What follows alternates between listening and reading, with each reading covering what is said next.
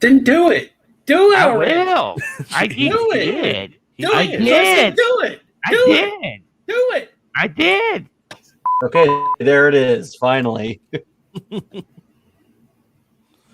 Sorry, folks, for our pre-show. We won't have Raina talking about Star Trek. She got swamped with school, so I got swamped with school too. Stupid class. It's been a busy week, so yeah, we may not be as I watched 5 starting off as episodes. It's usual. amazing I got that done. I got I had to the watch 2 wonderful movies. news that I'm working 4/10s next week. Yay. Oh my god, you'll I thought it have was 4/10s live. until November. 3-day weekends is nice, but 10-hour days is not. Once you get into the groove, it won't be as bad, but it's actually kind of you'll actually have time to function a little bit once you get used to it. Well, it's not the first time. The difference is that it was only for a week before a holiday, so that we wouldn't miss out on standard 40-hour weeks. The difference is this time it's going to last until November. Oh, your poor internet. Yeah. So Ethernet cable did not help.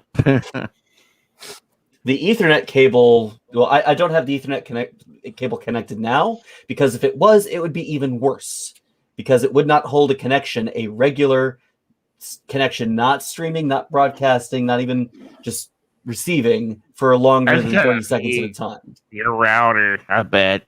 That's your router. Well, Joe is sending me a Nighthawk. Oh, good. Yeah. That's the Ethernet cable's not helping, and that's your router causing connections to drop because something's not right. Oh my god! With Ross saying the brand of router that is Nighthawk, that just made me think of Ricky Bobby. Stop it! Stop it now! I just got a follow Hoss00312_. You followed me. That's weird. That's a bot. That's a bot. Yeah, It's gotta be a bot because it's. Because he followed me yesterday. I've gotten 2 separate follows from the exact same name, Hoss213 and Hoss213_. Yeah, I've noticed. Because I'm being retweeted on Twitch whenever I go live. I don't know who set that up. One of them's the Path to Affiliate bot, and another bot. But I'm not complaining too bad. I'm like, you want to share my stream when I go live? Yeah, please do. Account created November 2nd, 2018, so it's been around a while. But 28, that's 4 years? I think you would have renamed it by now.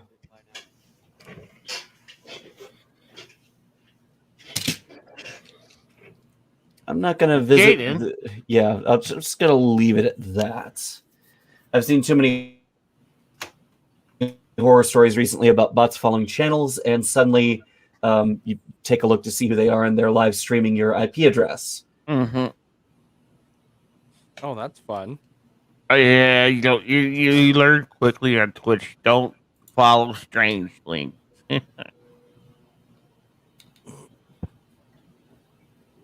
And here, I thought I was the strange link. Well, you're just strange.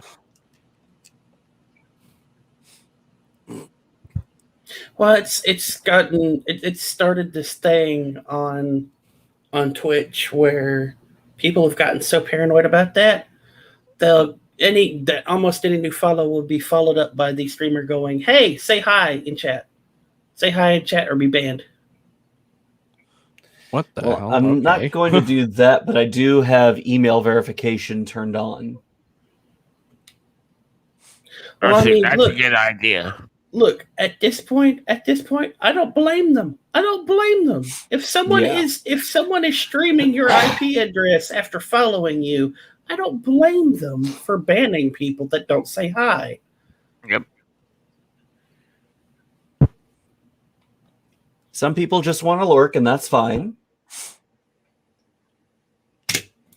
Yeah, but see, that's the thing. Even lurkers speak every now and then. It's probably good. It's not a bad idea to enable. I think I'm going to enable that one on mine. That's a good idea. Just because. Shit, because of I did- NMSU, I have two-factor authentication on my computer for almost everything because of my student account with NMSU. So I'm just like, yeah, I've got two-factor authentication pretty much for everything now. I turn Yeah, that that's on wise for automatically. just about everything. It's just common sense to do two-factor nowadays. Yeah, I was I watching. got a little. John Oliver did a bit on it for his show last week tonight about ransomware, and I'm just like, yeah, the movie The Net back in the '90s. That's what it made me think of. Yeah, I got a nice little app on my phone that it helps you with two-factor stuff. It'll send a code, and you got to use that particular code to unlock or scan it with a barcode scan. I have regular 2FA for like my phone and other stuff, and then I have the Windows authenticator for my NMSU stuff. Yep. And marvels of modern technology. Yeah, NMSU got rough with theirs. The deadline was actually last week when school started, but they said that if you don't have 2FA by the time school starts, you'll be blocked out of your account. And you actually have to go down to the IT office to verify it's you in person. I'm like, oh, that's awkward. So that's common sense. You got people that are stupid. I think that nothing will happen to them, and sure enough. Ross, do you have a cigar for the intro?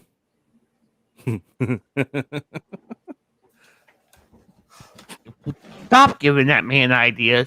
He actually does. He has a few.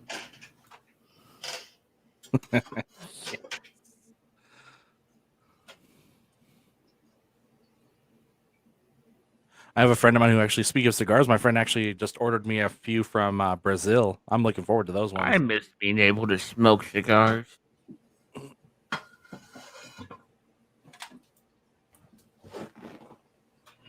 Yes. Oh my god. Yeah, but here's the question. Here's the question. Does Ross want pictures of Spider-Man? Bring me Spider-Man!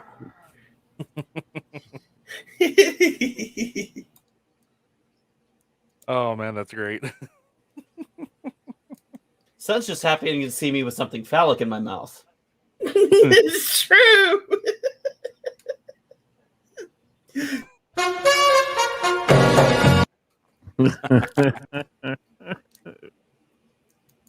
All right, good timing on that one, Justin. I'll just keep up with that good timing for the rest of the night. Yes. Well, I mean, it's already I've got balls of steel. Oh, hell yeah.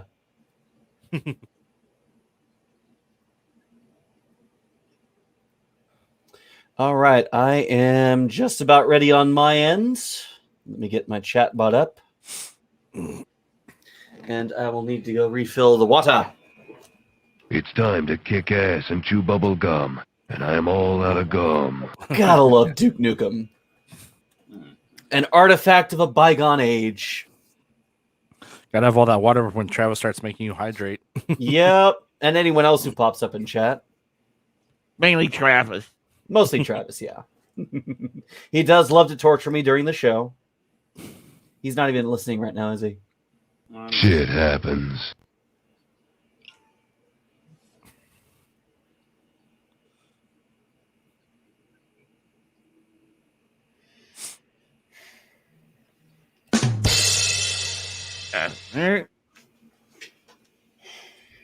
Gotta liven up, Travis. I'm looking forward, even though I didn't like it, I'm looking forward to your Lower Decks recap.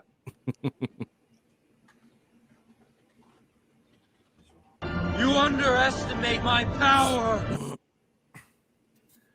Everyone say hello to Leahy84. That is my fiance. Ah, okay. She says good morning.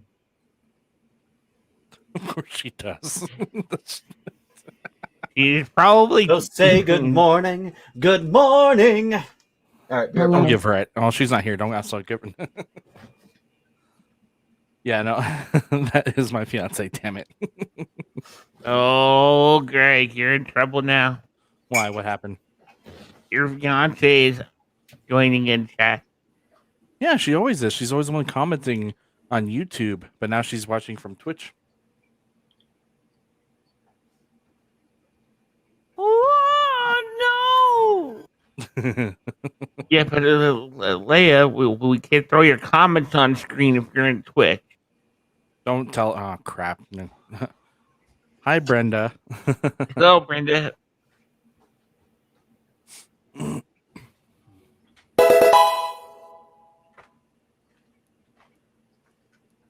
Craig, put your Pokeballs away. My Pokeballs are away in my pants. That's a level up tune. At least if you're gonna call it right. Rainy may not look like it, but she's about to wreck. It's when I go silent that you got to be most afraid. Women. Hello there. Weak men. Touche. As bad as it sounds, Tactical nuke incoming! this has not aged well, but for Major League women can't live without them, and they can't pee standing up.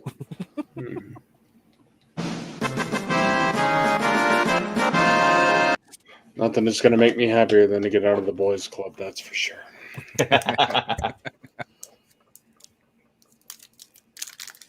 Let's see. This thing is. Let's see. When did I? It's 2000. I think it was 2005. I got this cigar. It's an old one. Rain, it's funny you said about the boys, doing that. I had a classmate in my political science class for film and race relations, and we were doing the whole intro.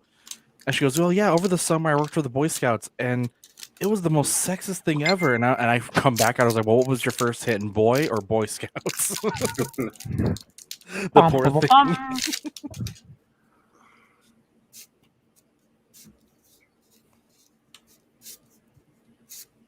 Bazinga! Okay, so that still works. Jesus, Mary Joseph, this child is like all over his bed. I think the highlight of my school week was when my math teacher saw me the first day, realized I was wearing girly clothes, didn't know how to respond, and then went through the protocols, and then just finally got to the point like, okay, well, what do I need to worry about? I'm like, I'm going to be sitting in the back of the class, probably not saying nothing. You probably won't even know I'm here. Don't worry about it.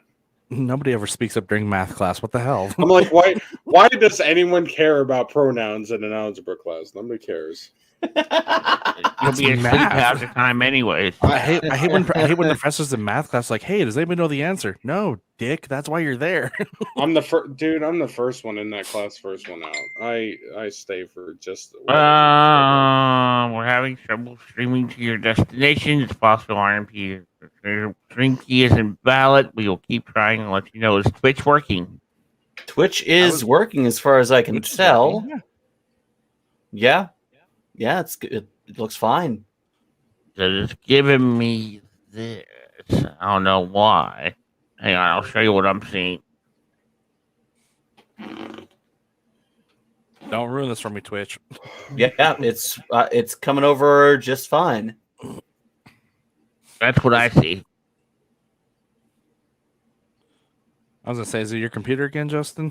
I don't know. It might be, but if it's working, we won't worry about it. If it says we're live, so yeah, we'll roll with it. We will roll with it.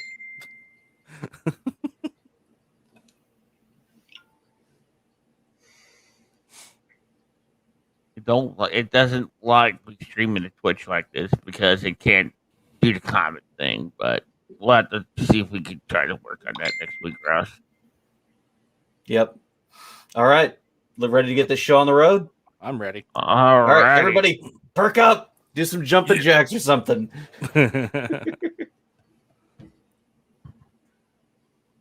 Smile, Travis. Smile.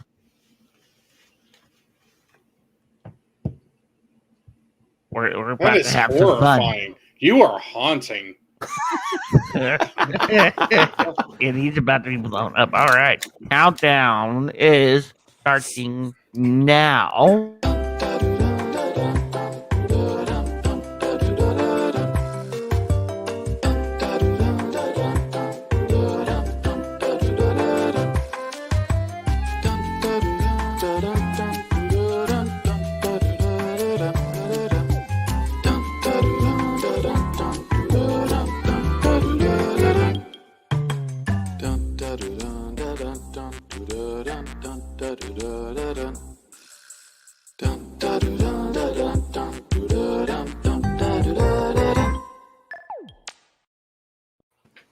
Bring me Spider-Man! This is the latest trailer, and we are absolutely talking about it tonight on the Real Super Geeks.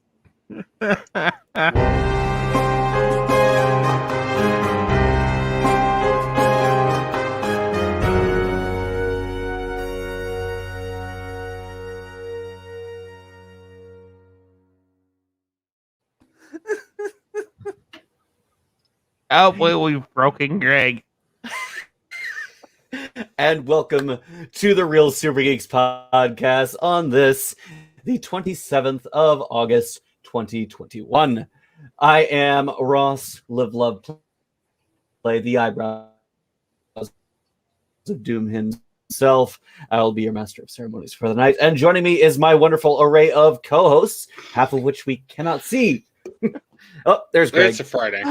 I seem to have affected him greatly. It's okay, Greg. Oh God. Oh, it's Greg loves the man with the it's been about cigar. the look of it, so let's Oh no. Also Oh, joining us no. tonight is Oh. Ross's shitty internet. Hey, you wanted us to smile. Ross's shitty internet's making me smile. Everybody get the screen cappers ready whenever Ross freezes. You may need to light that. So about 30 seconds ago, folks, is where Ross would have started the introductions.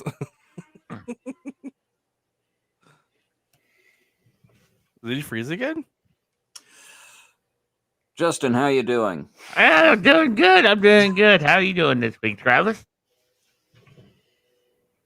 I am exhausted. Well, perk up. Exhausted. It's been a very, very, very, very busy week in terms of Can you work. see me? Can you hear me? And Yes. hey, it's Ross. Okay, good.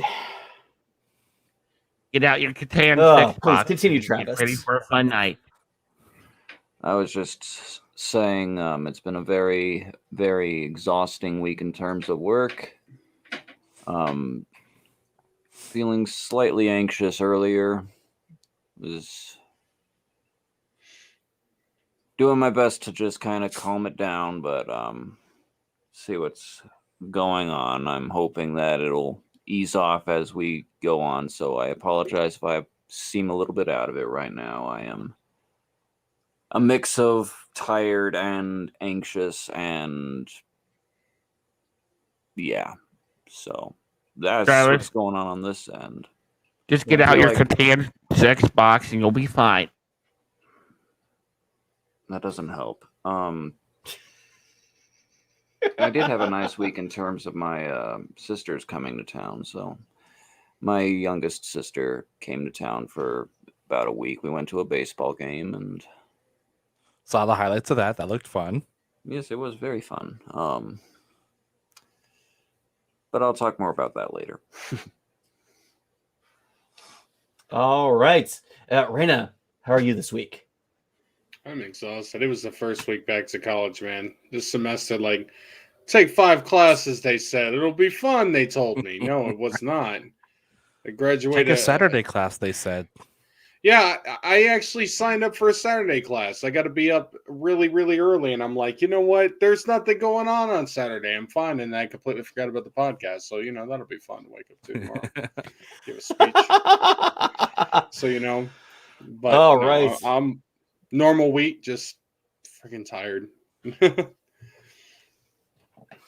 Justin, how you Wake doing me this up. week?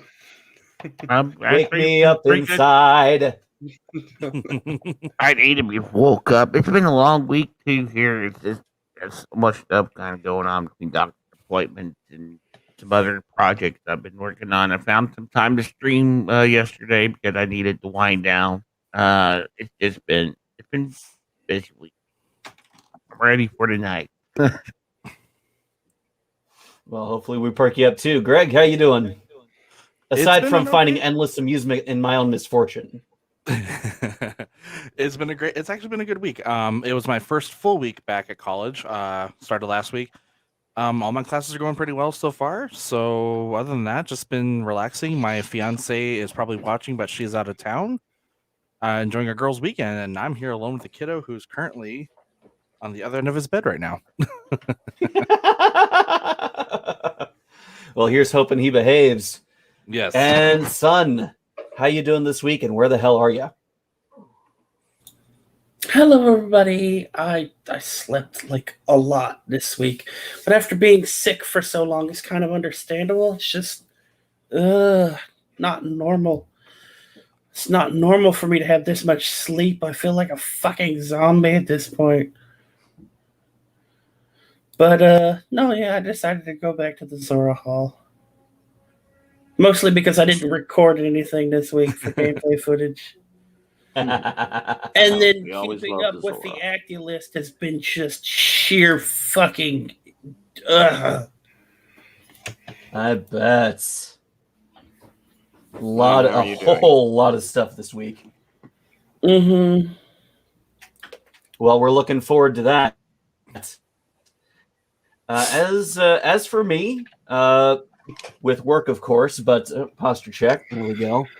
I finally got a game of Warhammer 40K in this week, and I had so much fun. That was the highlight of my week. I haven't been able to play in such a long time. It's been at least 2 or 3 editions worth of time since I played. I ended up wiping out. It was I made them earn a very Pyrrhic victory. I feel that my Necrons now was against Sisters of Battle. So folks, for those of you watching, don't worry. Ross's internet keeps cutting out, so it's not you, it's him. Yeah. If it keeps up, I might have to call it early for myself. I reset the router before the show, like I'm supposed to, and it's still cutting out on me. So we have it. There's a fix in the works for him. Don't worry, it's in the works for him. The cable was a failure. Oh, so that means it's a router. Torture me with Hydra. Thank you for the 100 bits, Travis. Some water. My throat's kind of scratchy tonight, so. Scratchy like a Catian sex post. We'll get to that. All right. That's 2 phallic objects tonight, son. You're on a roll here. All right. And I haven't even done anything. You're just here. Yeah, that's all. I guess that's all it takes to get people into phallic objects. Let's roll into the first topic. It's not about getting people into phallic objects. It's about getting phallic objects into people. True. Let's roll into our first and biggest topic of the night. We are getting ahead of our usual reviews, and we are diving straight into the first trailer for Spider-Man No Way Home. It has been long awaited, very hyped. I'm incredibly excited for it. How about you guys? Let's start at the top. Incredibly leaked. Yes, I was very happy for once that the leak was the actual trailer, because usually these things that claim to come out that are the trailer, just bullshit fan edits, and thank God. Justin, let us hear your reaction to this trailer. Can you not hear me? Yes. Yeah. Okay. I'm asking you to elaborate. Okay. Well, my first reaction was, "Holy shit, was this real?" And then once I verified that it was the real trailer, I was like, "Holy shit, this is fantastic!" Especially see Doc Ock showing up there at the end. Yeah, I mean, come on, that was the best Spider-Man movie of that version. They're bringing back Willem Dafoe And I mean, Electro's going to be in this one. We never really got to see that in the OG Spider-Man movie, so that will be kind of interesting to see how they incorporate it into this version. And if they're coming back, I wonder what else they're bringing back. It's all on the table. Can we actually see Everything the to come lizard? back. I mean, the lizard. Can we actually get a proper version of the lizard this time around? He's in it. If the Eagle-eyed viewers slow down that trailer, Lizard is in there. Spoilers. Greg. Spoilers. What? We're talking about the trailer. Greg, how about you? Tell us your reaction. Holy shit. I saw it on Facebook and I was like, there's no fucking way. And sure enough, I just kept making sure I was like, okay, it's real, it's real. So I went and showed my fiance and we were watching. I swear, I'm not even joking. We watched it about 6 times. My favorite part, as much as I love Doc Ock, and that's her favorite villain, when I saw the pumpkin grenade and I heard the laugh, I was like, I'm sold. It's freaking Willem Dafoe. I'm sold. Tom Holland is absolutely magnificent in this role of Peter Parker. He sells it really well. He plays the role. He owns it. And I just love the way the trailer starts out with a little bit of humor. It's like, male spiders hypnotize their mates. Just like, yes, my spider lord. So it was great. I wasn't the only one among the millions of fans that think something's off with Doctor Strange. I loved it, but we'll see what happens. I mean, Wong leaves, so there goes his check and balances. But I'm definitely looking forward to this.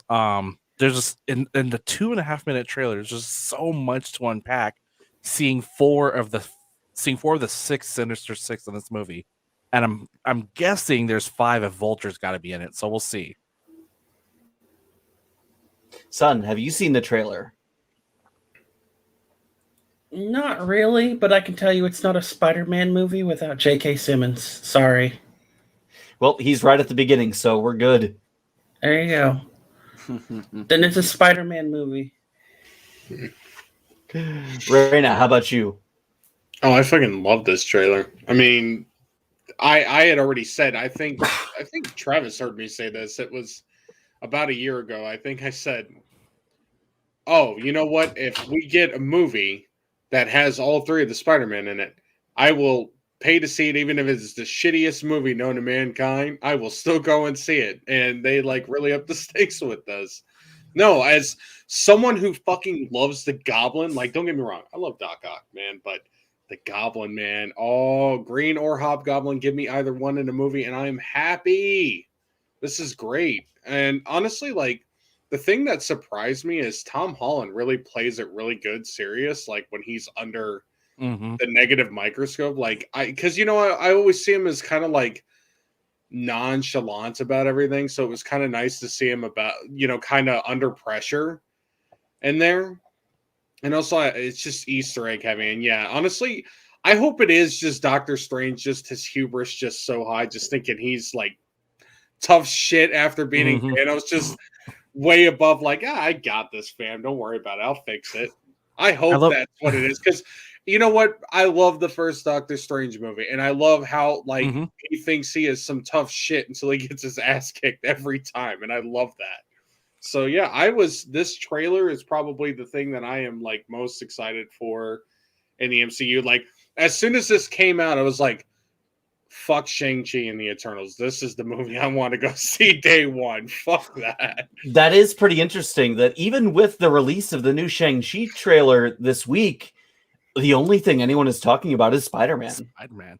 Well, if I made the thing about love that Spider-Man trailer is, speaking of Doctor Strange, it's all, please, we've saved the universe. So you don't have to keep calling me sir. Okay, Steven. All right, so it's a little weird, but I'll allow it. It's that's a throwback to Iron Man. Well, it's actually funny. The day after, I think I wrote in the SuperGeeks chat, I was at campus early in the morning, and there was not a single person that wasn't talking about it the whole fucking time. Everybody that I passed was talking about this damn trailer. This is exciting. Also, it was kind of I was all right, Green Goblin, all right, Doc Ock, and then it was oh, Electro. Okay, he's the cherry on the parfait already. You got all the good stuff. He's just a little bonus, I guess. And he's not blue. He's not fucking blue. You did miss one thing though. Sandman. It's also in this one. Yeah, I said that. There's 4 of the 6 in there, and then with Sandman, then there was the Vulture lizard. won't be in here. No, I can't. I'm gonna call it right now that you can't have a. Well, I mean, you can, but Sinister Six without the Vulture is like. Oof. He's already crossed over into Morbius. There's no way they're gonna wait to do that. All right, let's hear from Travis. Yes. I mean, I kind of want to see more, like, because this is a teaser.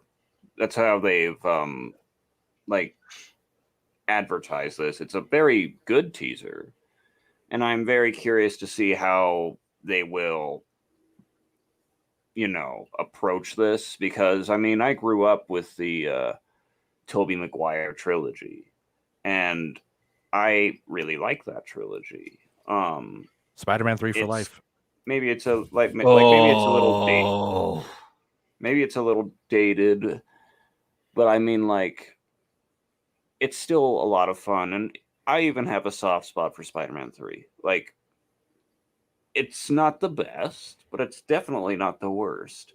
I have seen far worse out there. It's fucking better than Batman Forever. That's a low bar, Reno. That's a very low bar. Everything is better than Batman Forever. But everything. Like, I can't say that it takes a lot for me to really lose my shit. And so I don't mind saying that I wasn't really, like, giddy when I saw, the pumpkin grenade or the reveal of Doc Ock.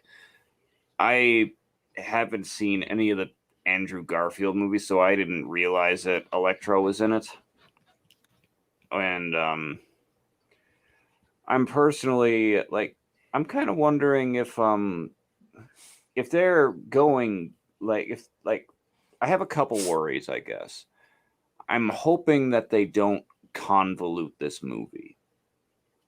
If I haven't seen any of the Andrew Garfield movies, but if I remember correctly, like, one of the biggest flaws of the second one was that they just tried to do so much, and it just kind of ended up falling on its face. We are getting a reveal of the Green Goblin, Doc Ock, I guess Lizard Man's in it, or whoever it is. I'm not a Marvel buff. Electro. I mean, like, I'm really hoping that they don't fall on their face. Now, granted, they have a track record here. Like, Infinity War was great, and they did a good job with Endgame. Like, they know how to make a movie with a lot of characters and make it satisfactory. So I'm not too worried about this. But, I mean, in the same way, it's like, I'm also kind of wondering, like, if they are going this route, like, with showing off, like, Doc Ock and Green Goblin and all that, I'm just asking myself, like, why aren't they going all in then? This is the third Spider-Man. This is the third Spider-Man film. This is a huge crossover event. Are they going to bring in Venom? Are they going to bring in Harry? Are they gonna, like, somehow, like, bring him into the story? I mean, it's a teaser, and this is just all speculation. I am excited for it. I do need to still watch Far From Home, because what the first thing I immediately thought when watching this was, like, I was just seeing, like, oh, the world knows that Peter Parker is Spider-Man. I'm like, oh, I guess that happens in the second movie. I should probably watch that soon. Like I like the Spider-Man films. I actually kind of want to, like, watch them with my sister Jessie, because she hasn't seen any of the Spider-Man films, I guess, with Tom Garland. And I think, like, I really like them, and so maybe I'll say, like, hey, Jesse, let's watch the first 2 Spider-Man movies, and then let's go watch No Way Home or something. So yeah. So this is the third movie. You know what happens next, right? Another reboot. Yeah. Well, if they're starting the Spider-Verse like we all think, they're gonna probably end up doing this in a multi-part thing. We get to Also, see hi, Uncle Molly. Ben die again. So I have a question. I have a question for you guys, and Sister's in the chat. It's kind of related, but it's not on topic. Why do you guys hate Batman Forever so much? I don't hate Batman Forever. I hate Batman and Robin. Oh. Yes, that no. The reason I say Batman Forever is worse, no. is like horrible, is because I don't even acknowledge that. Like, No, dude, I had my mind scrubbed from that. How dare you put that back there? Why? Because now I'm thinking of the Bat credit card. Robin. You never leave home without it. And now. Batman Forever is literally a 90s version of Adam West Batman. Yeah. Uh-huh. You know Pretty what? much. I've seen Batman and Robin, and it amused me. So I gotta say, take that for what it's I gotta worth. give Jim Carrey's Riddler though that hair though. That's 10 out of 10 at the end. It was literally like watching the 60s version of Batman, Adam West. But with the 90s aesthetic. Yeah. Yeah. I need to put this to rest now. I think people David think nails it right there. I think people think that Spider-Man 3 is a worse film than it is. Like, it's not. Okay, bad. take It's out the not a Tobey bad Maguire. Okay, it's like Star Wars: Last Jedi. Take out the Tobey Maguire emo scene, and you have a good movie. Not a great movie, but you have a good movie. Tobey Maguire emo scene is the best parts. How does that ruin the film though? Like fundamentally, the dance, man, got the dance. Honestly, if we were going to complain about any movie like that's Marvel related, just look no further than goddamn Ben Affleck's Daredevil. Can we He gets too much flack for that one. Oh, bullshit. You're going to sit here and complain about Spider-Man fucking 3, but we're not going to talk about how bad Daredevil is. I should leave the stream right now for that. Never seen it. Taking it back to on topic. Yes. I was grinning ear to ear. I was giddy for the entire trailer. The polar opposite of Travis, pretty much. Me too. Growing up, I grew up in the 90s, so Spider-Man animated series was that, and X-Men were so much of what I watched on TV. And Doc Ock was always my favorite villain, just because he was so kind of just. It's the arms. It's all about the arms.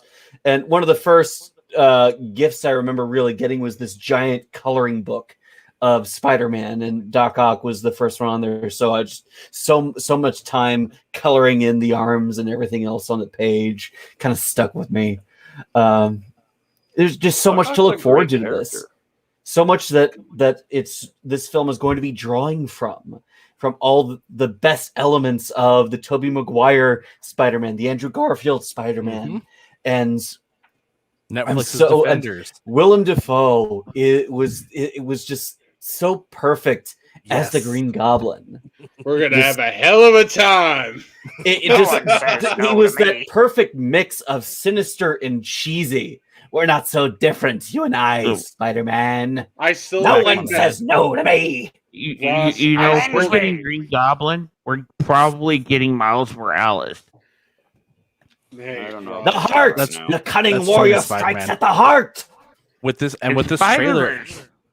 trailer, I loved. Matt Murdock is supposedly in it. I hope, because when they see Peter in the interrogation room, the guy in the white shirt who drops stuff is very much resembling a lawyer, and it's been confirmed by spoilers that damn it, who played Murdoch? On the Day. Netflix show, yeah. Not Charlie Day, damn it. Yeah, I definitely forgot his name. The actor who played. Anyway, but Matt Murdock is supposedly his lawyer in this movie, and Peter very clearly gets not exonerated, but he very clearly is out on some sort of reconnaissance, or like he went through trial because he's back in school and all that. But I just call it. Well, he's also got the resources and the backing of the damn Avengers. That, and of course Stark Industries giving him lawyers. It's like, hey, here you go. The thing is, you guys got to understand, Yeah. The thing you gotta understand is I don't think that there's a body or anything for Mysterio right now. Like they haven't confirmed like what evidence they have. They may not even have enough evidence except that film, and even then that's not right. But no, I'm gonna say back to Ross's point about Defoe, the thing that makes it great. Mm-hmm. You want to talk about a tense scene in movies, just that Thanksgiving scene in Spider-Man 1. Yes. You will never have Ooh. more of a tense scene than that damn moment in that movie. And for me, counting the villains in this trailer so we had Lizard, Sandman, Electro, and then of course Doc Ock and Green Goblin. So we were one short of the Sinister Six, so it could be a surprise. I mean, that's what I was counting down. It's just like when Doc Ock though, he just pops and goes, "Hello, Peter." It's like, oh. Well, someone made a good point that if Doctor Strange undoes that, everybody knows that he's Spider-Man. It could basically, if Mysterio is really dead, it could undo his death. We'll see. That I mean, you're probably not wrong. And I gotta bring it up. This movie draws on one of the most controversial Spider-Man stories. One More Day, and I don't know about you guys, but I absolutely loathe it. I've talked a lot in the past about my biggest gripe about comics is that they often betray their own storylines, that they purposely go back on major consequences in order to maintain a status quo. And this is the best example of that. Spider-Man's story would have been much more interesting if he was still public, and if the consequences of his actions continue to live on. Aunt May staying dead, and his persona being public, and trying to find a way to continue to live with that. But instead, they hit a reset button. His marriage is nulled. Aunt May is still alive, and his secret identity is he's back to being poor Peter crashing on someone's couch again. Then, when after the Superior Spider-Man saga ended, where Dr. Octavius possessed his body for a number of years, and when the Secret Empire event started, when Captain America's reality was shifted to be a secret Hydra agent, and Octavius's business was the business he founded while possessed by Peter's body was hijacked by a now reborn Octavius in a clone body spliced with Octavius. It's comics. It's weird. He blows everything up and he's back to crashing on Mockingbird's couch again. They keep doing this to Peter and it pisses me off so much. He should be the second coming of Stark, damn it. Well, you know what? Okay, rant over. I have to say before we move on that what they have, though, if they introduce, Garfield and McGuire, the one thing he has is there are two people that have experienced loss, have had their identities revealed, have had bad shit happen to them. The best send-off for those characters would be instilling everything they had learned, every mistake they had made along the way, giving him some lesson to really leave off on. You know what I mean? To build his character off the mistakes that they had made, he has a chance to redeem those things. Another thing from this trailer is with where the timing of it takes place, is it takes place pretty much immediately after Far From Home. A lot of fans are beginning the question now, who broke the multiverse? Was it Loki and Sylvie, or was it Doctor Strange? Because when he does this spell, it's technically before Loki goes and finds He Who Remains. Except that the multiverse still seems to be a thing. Strange is aware of it, and he's looked into different futures in the past. He did it in Infinity War. The difference is that the TVA kept the multiverse in check. I can't remember where it was talked about, but the Sacred Timeline is still a multiverse. But they call anything that gets too far out of continuity pruning branches, right? Right. It's just that it's interesting because I guarantee with what they did, how WandaVision syncing up with the end of Loki, where He Who Remains is like, we've crossed the threshold. I wouldn't be surprised if they have that similar moment now in Spider-Man 3, where now they sync up all three of these, and we see a similar thing happen between, Scarlet Witch becoming true, He Who Remains actually now losing control, and Strange going, hey, multiverse. You know what I just love is that Doctor Strange, he's now got to fix this mess, and then he's going to go into Multiverse of Madness like Wanda, like, what did you do? Hey, here's an interesting theory. What if Strange isn't the one that fixes all of this? What if it's Wanda who comes to the rescue? Wouldn't surprise me. Strange wouldn't surprise doesn't know me at all. anything about the multiverse, but Wanda has the Darkhold. Yes. I will fix Has the been studying it. multiverse once you fix this damn door. Okay, I'm gonna pitch this one. My George theory is Doc Ock is talking to Maguire Spider-Man when he says hello, Peter. Here's my anti-George theory. The theory that I read is that this isn't Doctor Strange. This is Mephisto, going back to the Spider-Man comics that he basically erased Spider-Man's history. That was Mephisto. It was like, okay, this will be the third. I said this time. This will be the third time Mephisto is teased. And they say these things come in threes, so I'm hoping this is just a third false story. But then again, it could be true, and I'm like, please don't let it be true. Just let Strange be unhinged. Like, just let him be so arrogant because of Endgame. It's just him.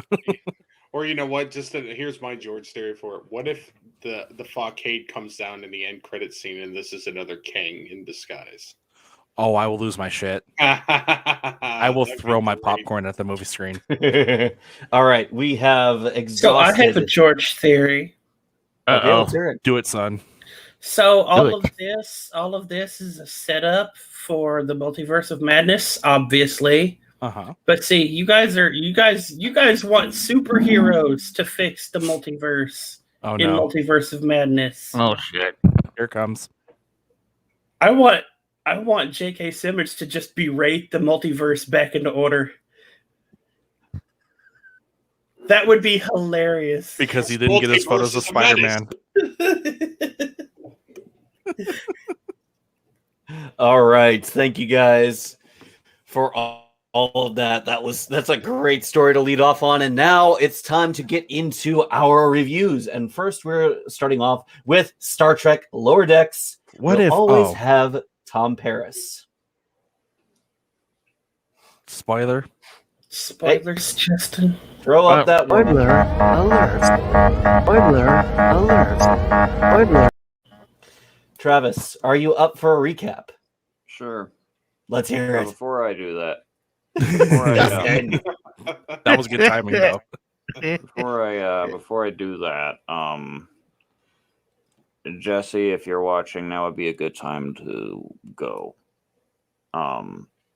Listen to the podcast when you watch this episode, please.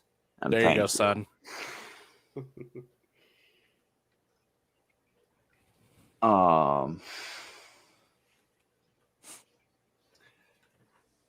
Last time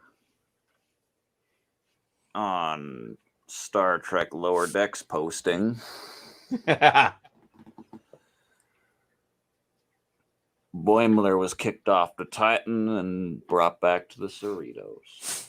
The Cerritos welcomes him back with open arms. At least the people do. Because the computer doesn't know who the hell he is since they tightened up security measures after the Packlids were fucking around in the season finale of season 1. And so when Boimler wants to do something as simple as get some lunch, the computer says, "I'm sorry, Ensign Boimler. I'm afraid I can't do that. But here's a bonsai tree, and you can eat that." Okay. But while all this is happening, there's a very, very, very, very, very strange presence that's reappeared on the Cerritos. You remember that old dude who gave his life in a big explosion in the finale of season 1? Mm-hmm. He's back. Guess who's back? Back again.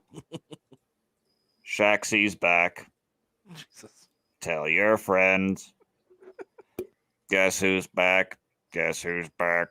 Guess who's back? Guess who's back? Guess who's back? Damn, he's really committed to this bit.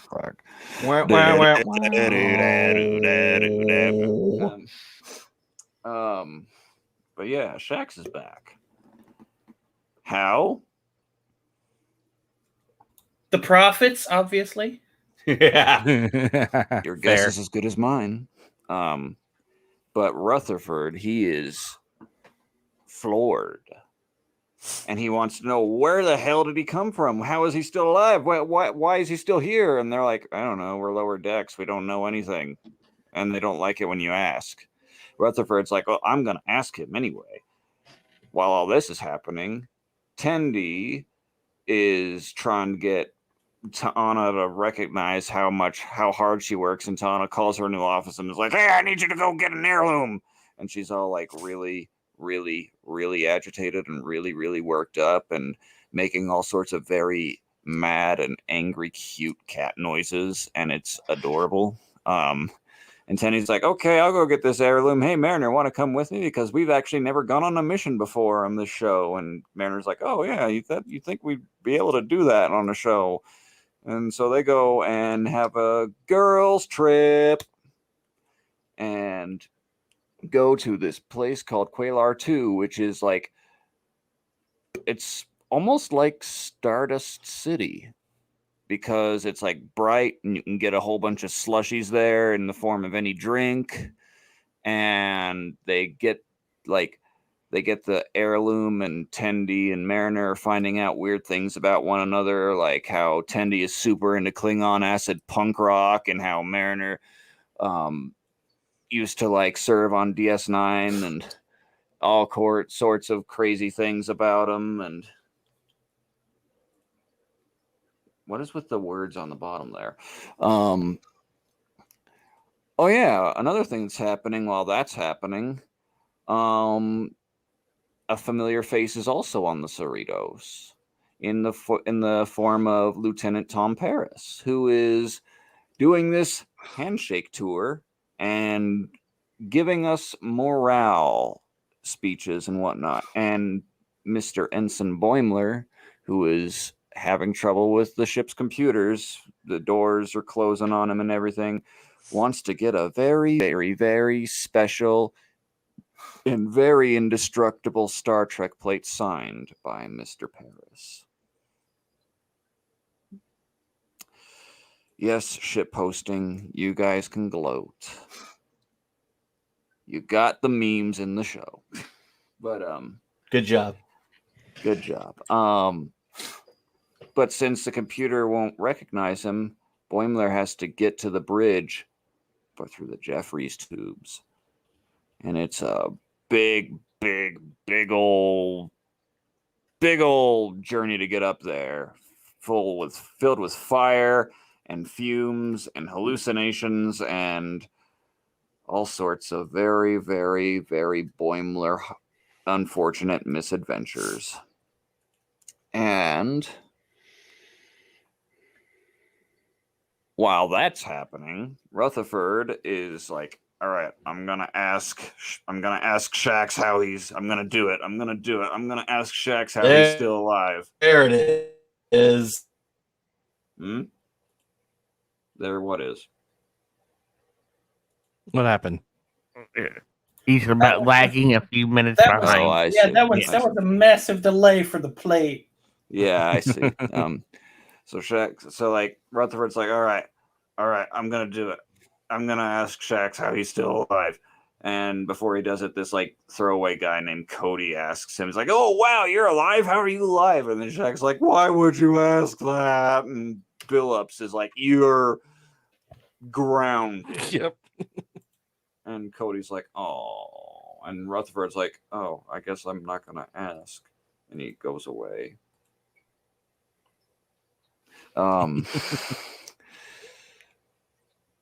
Mariner and Tendi get the box. And they're like, hey, what's in the box? Which is huge, by the way. And they open up the box, and it's this weird wooden statue. And they're like, and Tendy's like, oh, that's not a statue. That's actually like a libido post, which is like a sex thing. And they're like, oh, let's play with it for, just a quick laugh and like, oh, why are you touching it? And they're like, oh no, why am I touching it? And they accidentally drop it, and Tendy's like, ah, because the head breaks off, and they have to go on this huge misadventure to like, freaking get it all fixed up, and they go over to this place where they have to where Mariner knows this guy who can fix things, and he's like, oh, I know you. For you, I'll charge you an outrageous price to get this thing fixed. And so they play Domjot. And it's like Picard's experience with the Domjot. Only Mariner's like, ha ha ha ha, no, I'm just going to trick you into thinking I'm a beginner, and I'm actually super good at this game. And Tendi gets a really cool lucky shot.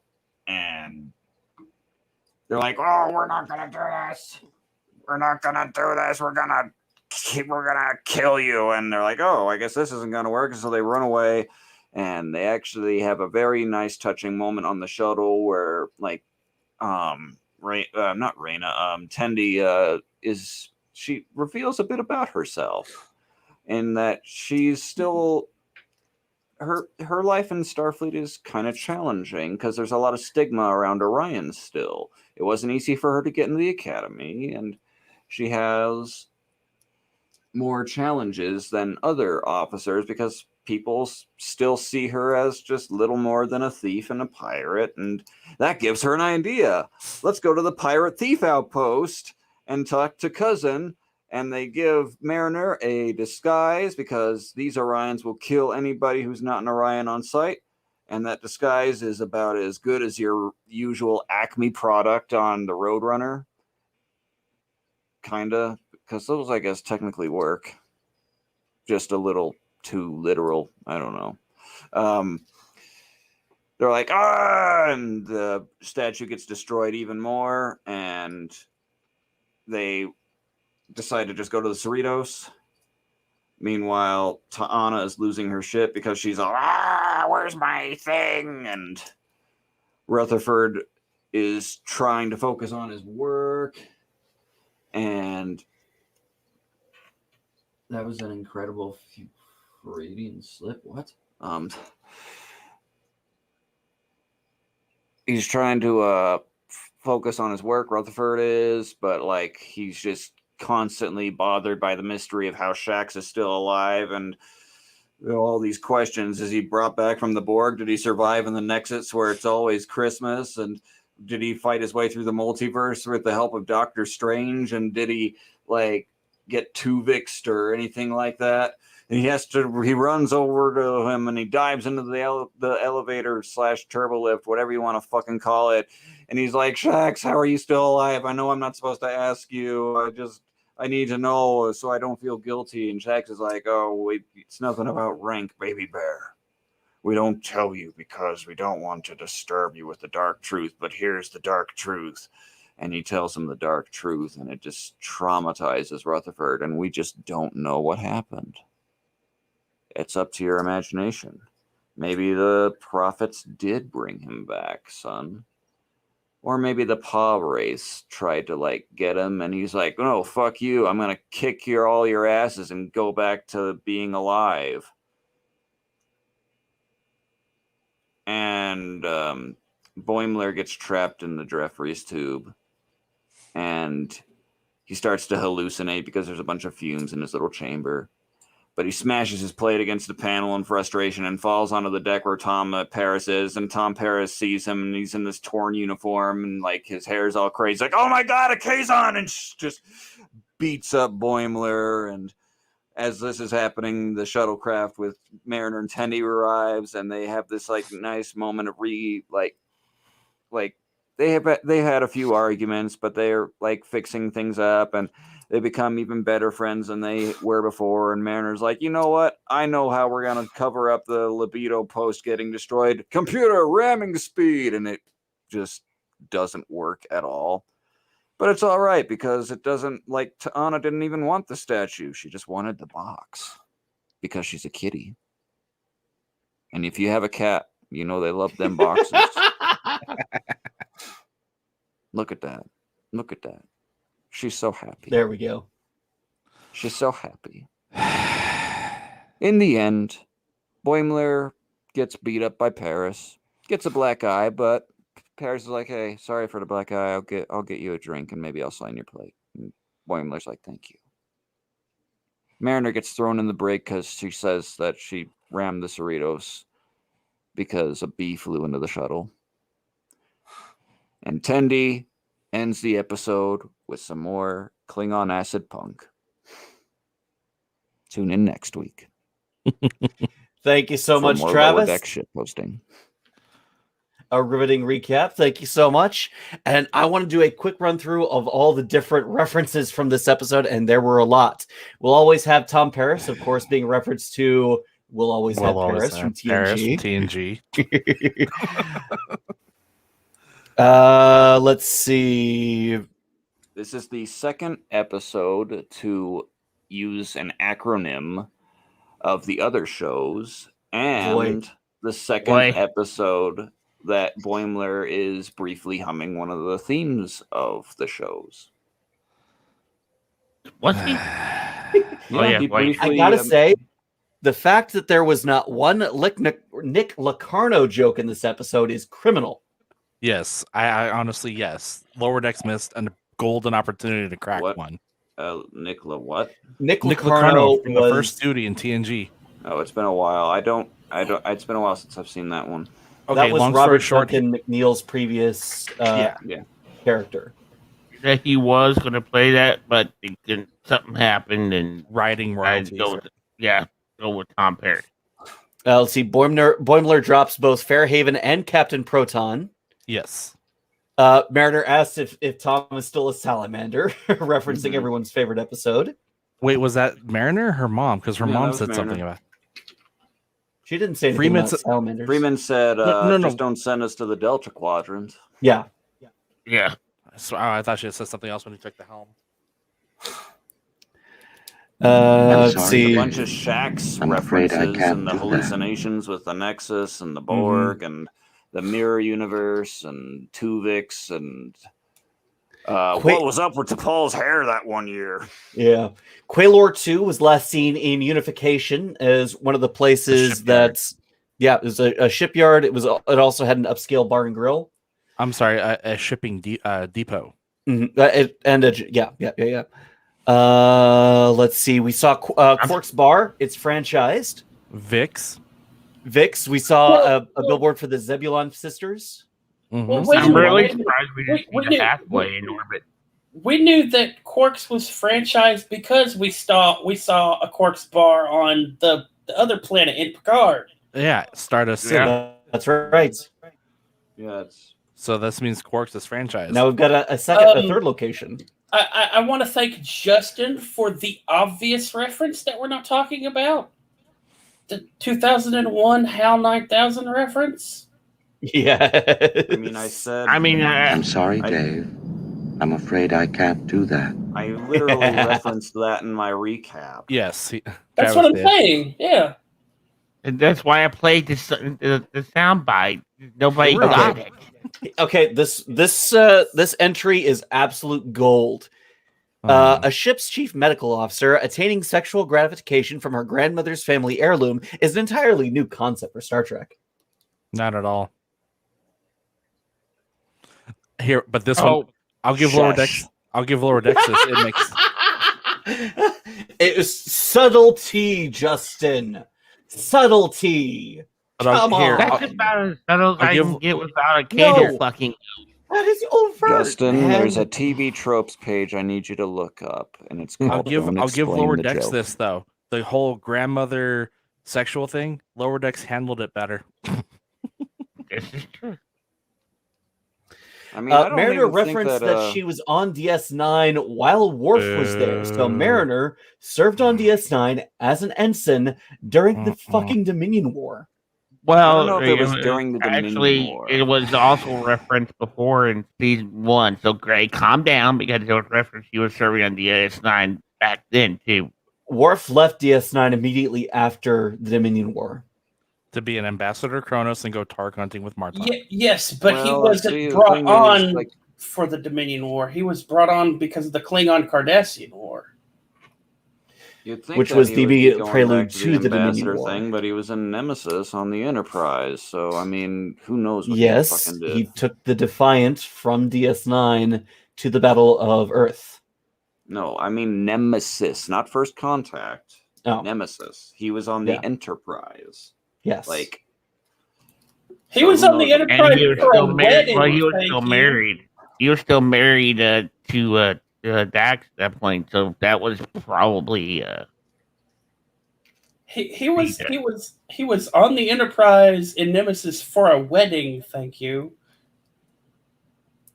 That is correct, yes. Let's see. We got a reference to Starbase Earhart, where a young Captain Picard got stabbed through the heart. Where they played the Noskins and Dom Jot for the first try at the sex coffin. Mariner's repairman is a Kelpian. First time seeing one in the TNG area. Was it? I was actually wondering what race that was. Charging her double or 50 strips of latinum.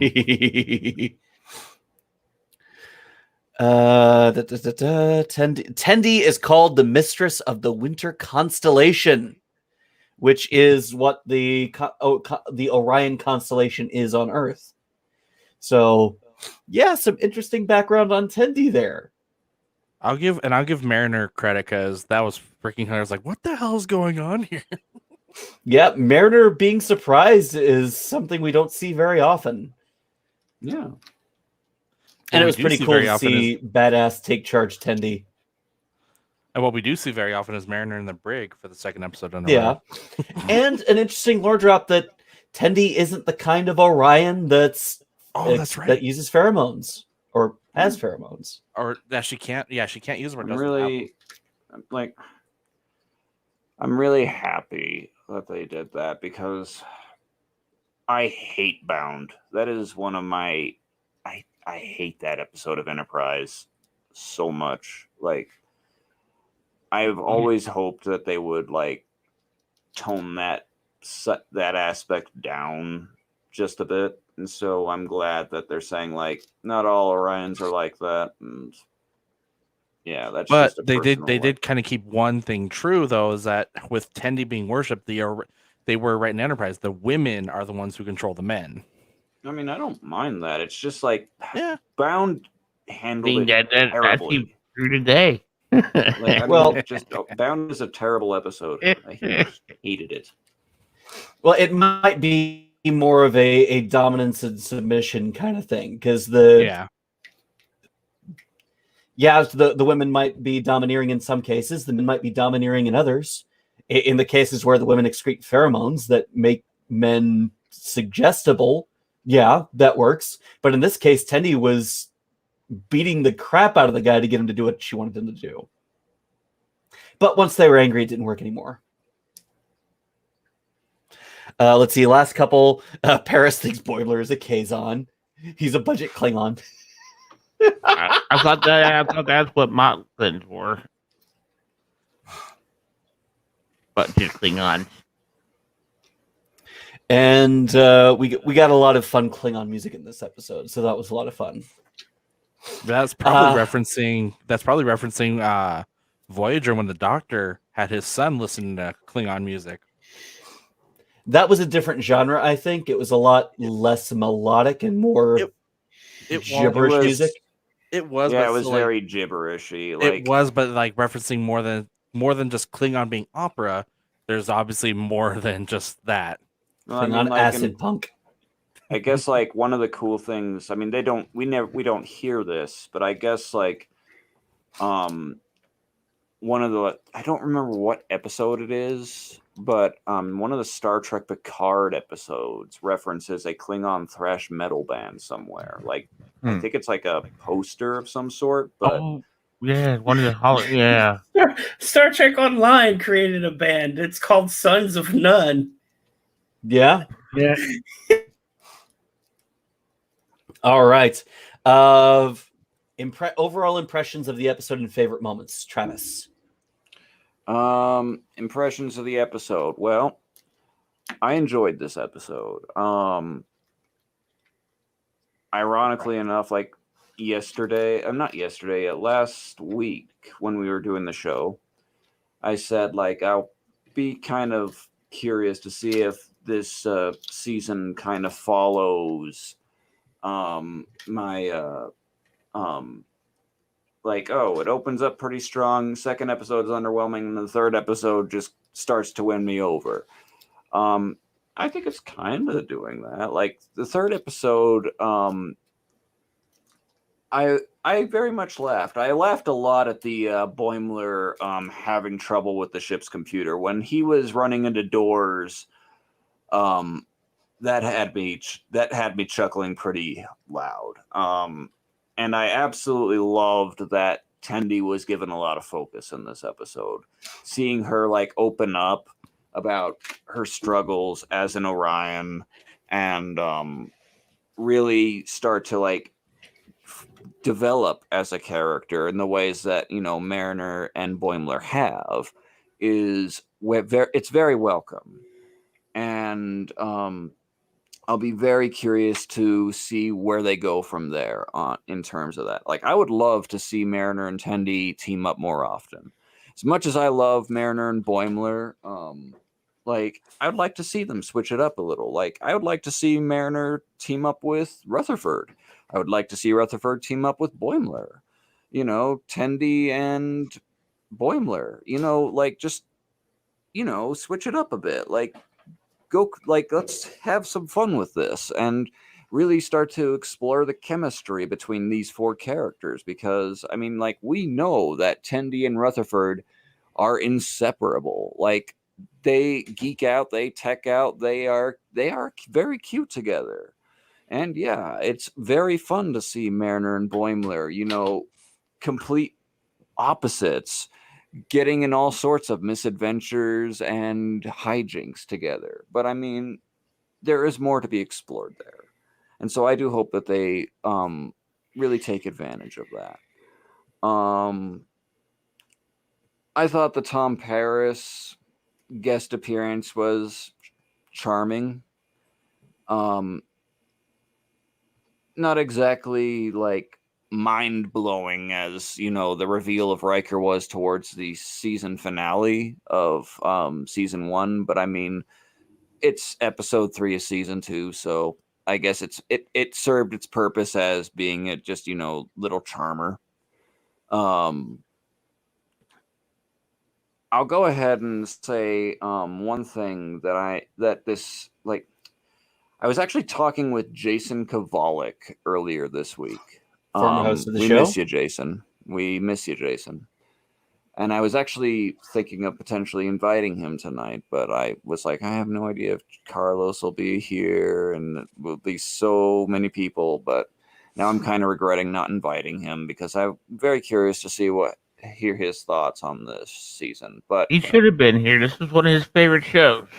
He did say earlier this week that admittedly this season is not winning him over as much as the first season was, and I do actually kind of agree with him to a point. One of my biggest criticisms right now of this show, or not the show, this season, is that it very much is starting to feel like a reset button in disguise. I am kind of disappointed that the show is not sticking to its guns in terms of what was established towards the season finale of season 1. In this season finale, Mariner and Freeman made a agreement to try and work together to try and make a difference, even if it didn't exactly go by the book. And in the season premiere of season 2, that is almost immediately rescinded. Shax was killed off in the season finale, and he is brought back with little to no explanation.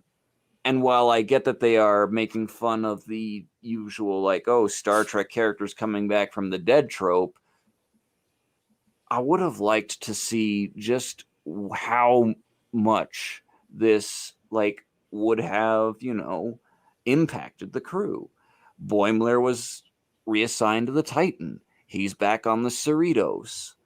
Like, this very much is starting to feel like just a very subtle reset button, because Shax is back now, and like, I love Shax. Shax is he was one of the coolest things of the first season, and he was my sister's favorite character. And when they killed him off, she was like, no, and she was just like, she was thinking like how it wouldn't quite be the same without him. And so I'm very much looking forward to seeing like how she reacts to his return.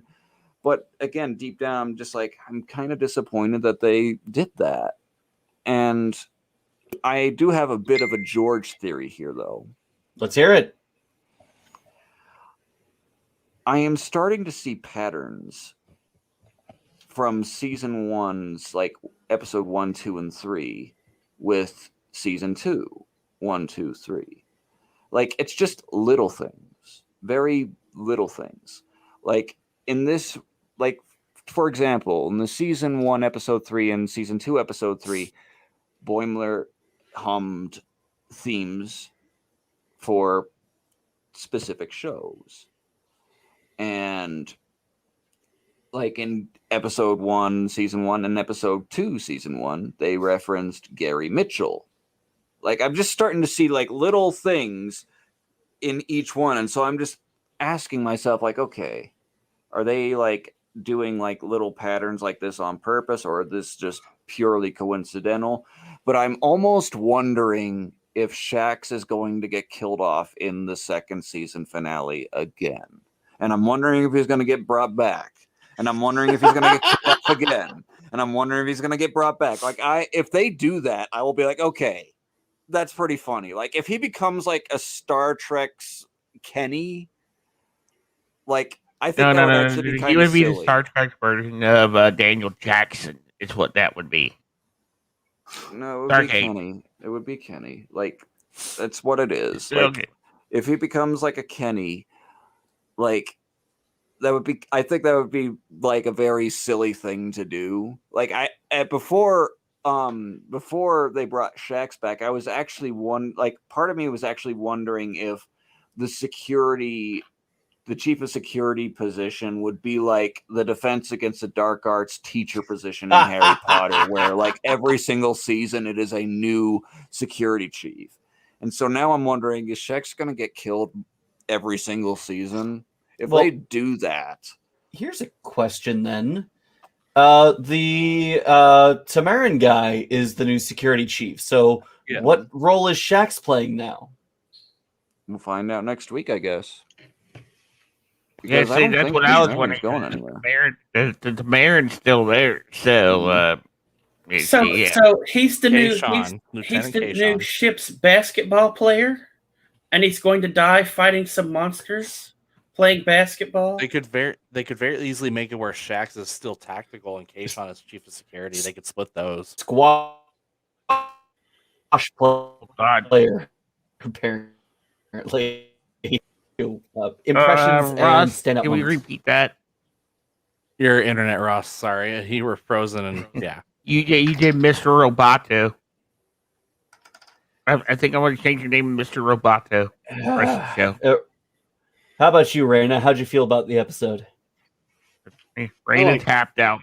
It was good. You know, I actually thought my favorite part was actually the whole gambling, hustling scene was pretty funny. But honestly, Tendi going full on like dom control of the situation was kind of funny, and just her, no, I'm not that person anymore. I don't like to do that. Just her explanation for it, like that she can be a badass, but her explaining is just honestly fun. I really enjoyed listening to the whole episode. But honestly, just the whole thing with the cat, just the box. Because as someone who has 3 cats, I can sure as hell tell you that no matter what, it's the box is the most important thing you could bring home to them. So that like brought me so much joy to watch her just like, oh yeah, this is it. This is what I've been waiting for. A cat will destroy almost anything to get to a box, and this proves even good. like I love that they did this reference for the species in the show, just because. I mean, it's so true. Cats are exactly like this. Exactly like this. Ta'ana is one of my personal favorite characters of all Star Trek. Particularly because of her like raspy, like anxious not anxious, like very like aggressive attitude. Her like, will you strap them down? They're gonna get infected twice. You know, like no bedside manner. Despite the fact that she like criticizes Rutherford for, you know, not exactly having the best bedside manner. I love her approach to just like how I'm so over her. Like, to her, every day is Monday. I love that attitude, but I absolutely adore when she actually acts like a cat.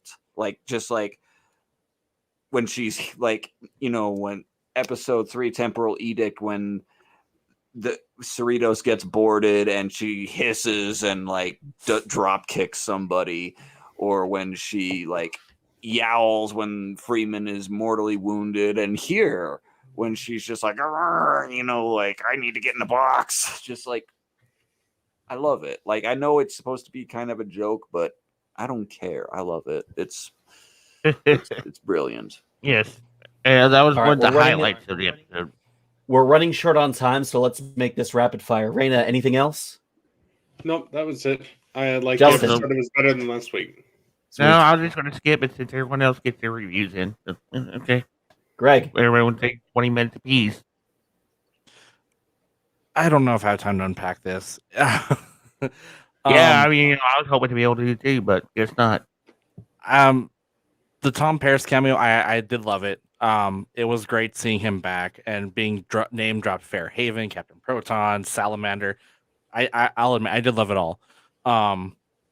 But overall, I'm just like, I did appreciate the way they handled Ta'ana's sexual thing with similar to Vulcans with Pon farr.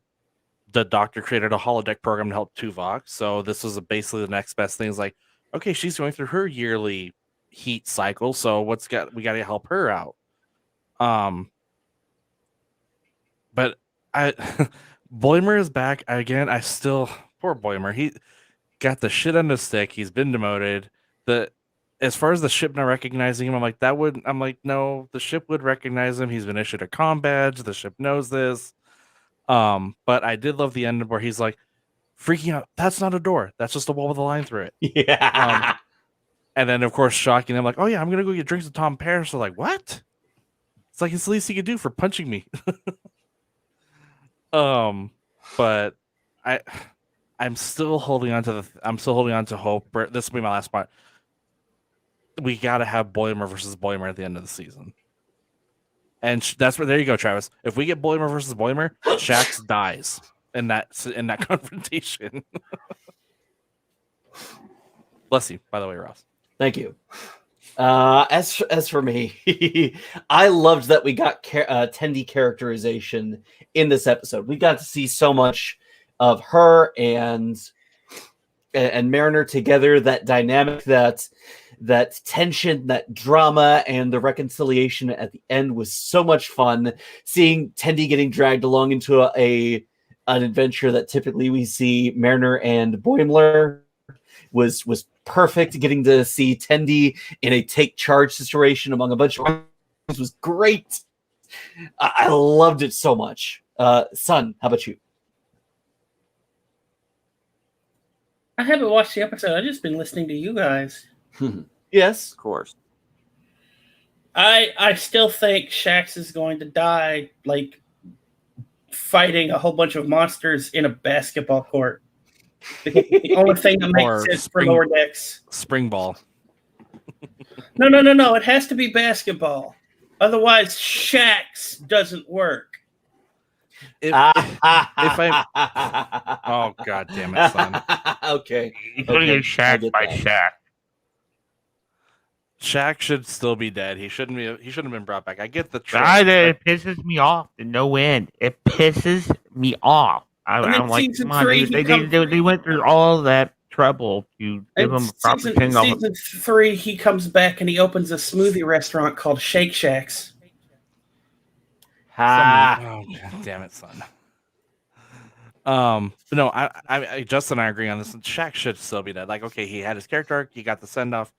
The fact that he's back, I get Lower Decks is supposed to make fun of other Trek, but this is bad because some Star Trek characters do stay dead. Jadzia, Tasha, among others. It's like they at least explain it. They explain what happened. Give us that The little bit of Black exposition. Mountain.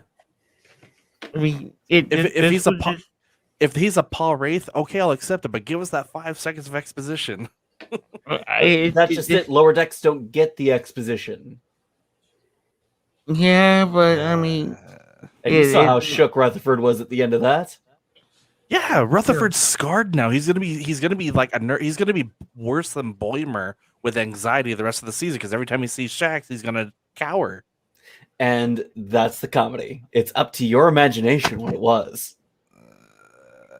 I miss the golden days of Trek. I mean, I like the episode, but that's the only issue I had out of it. It's just And final note. Go ahead, finish, Justin. No, go ahead. No, I'm about to wrap things up, so please. Go ahead. And as a fun fact, this was the 800th episode of Star Trek. So, congratulations, Star Trek, you did it. And no, people, movies do not count as episodes. We're not getting into that. It's a dumb argument. Okay, Justin. Fun. Before we get off, sorry, Ross. Before we get the Star Trek topic, I was post the Super Geek page real quick. Tim Russ is helping NASA detect asteroids. There's an article on the Super Geek page, guys. Go check it out. Cool. So what you're saying is he ain't found shit. I was trying. Yeah. I was trying to avoid that joke. Moving on, folks. As soon as Ross comes to it, we will be discussing What If. Yes. Thank you guys for sharing your thoughts and impressions and favorite moments of this week's episode of The Lower Decks. Now, let us roll into our next review, the latest episode of What If. What if Earth lost its mightiest heroes? Yes. And this gave us something that we haven't expected to see in a Marvel production. A different genre. We got a murder mystery, folks. Mm-hmm. Yeah. And I was very surprised by this episode and the curveball it threw for us. In the effort of time, let's skip the synopsis this time. Sorry, Travis. No, it's all right. Like I need to start writing my synopses because like I know that I can talk a little slow.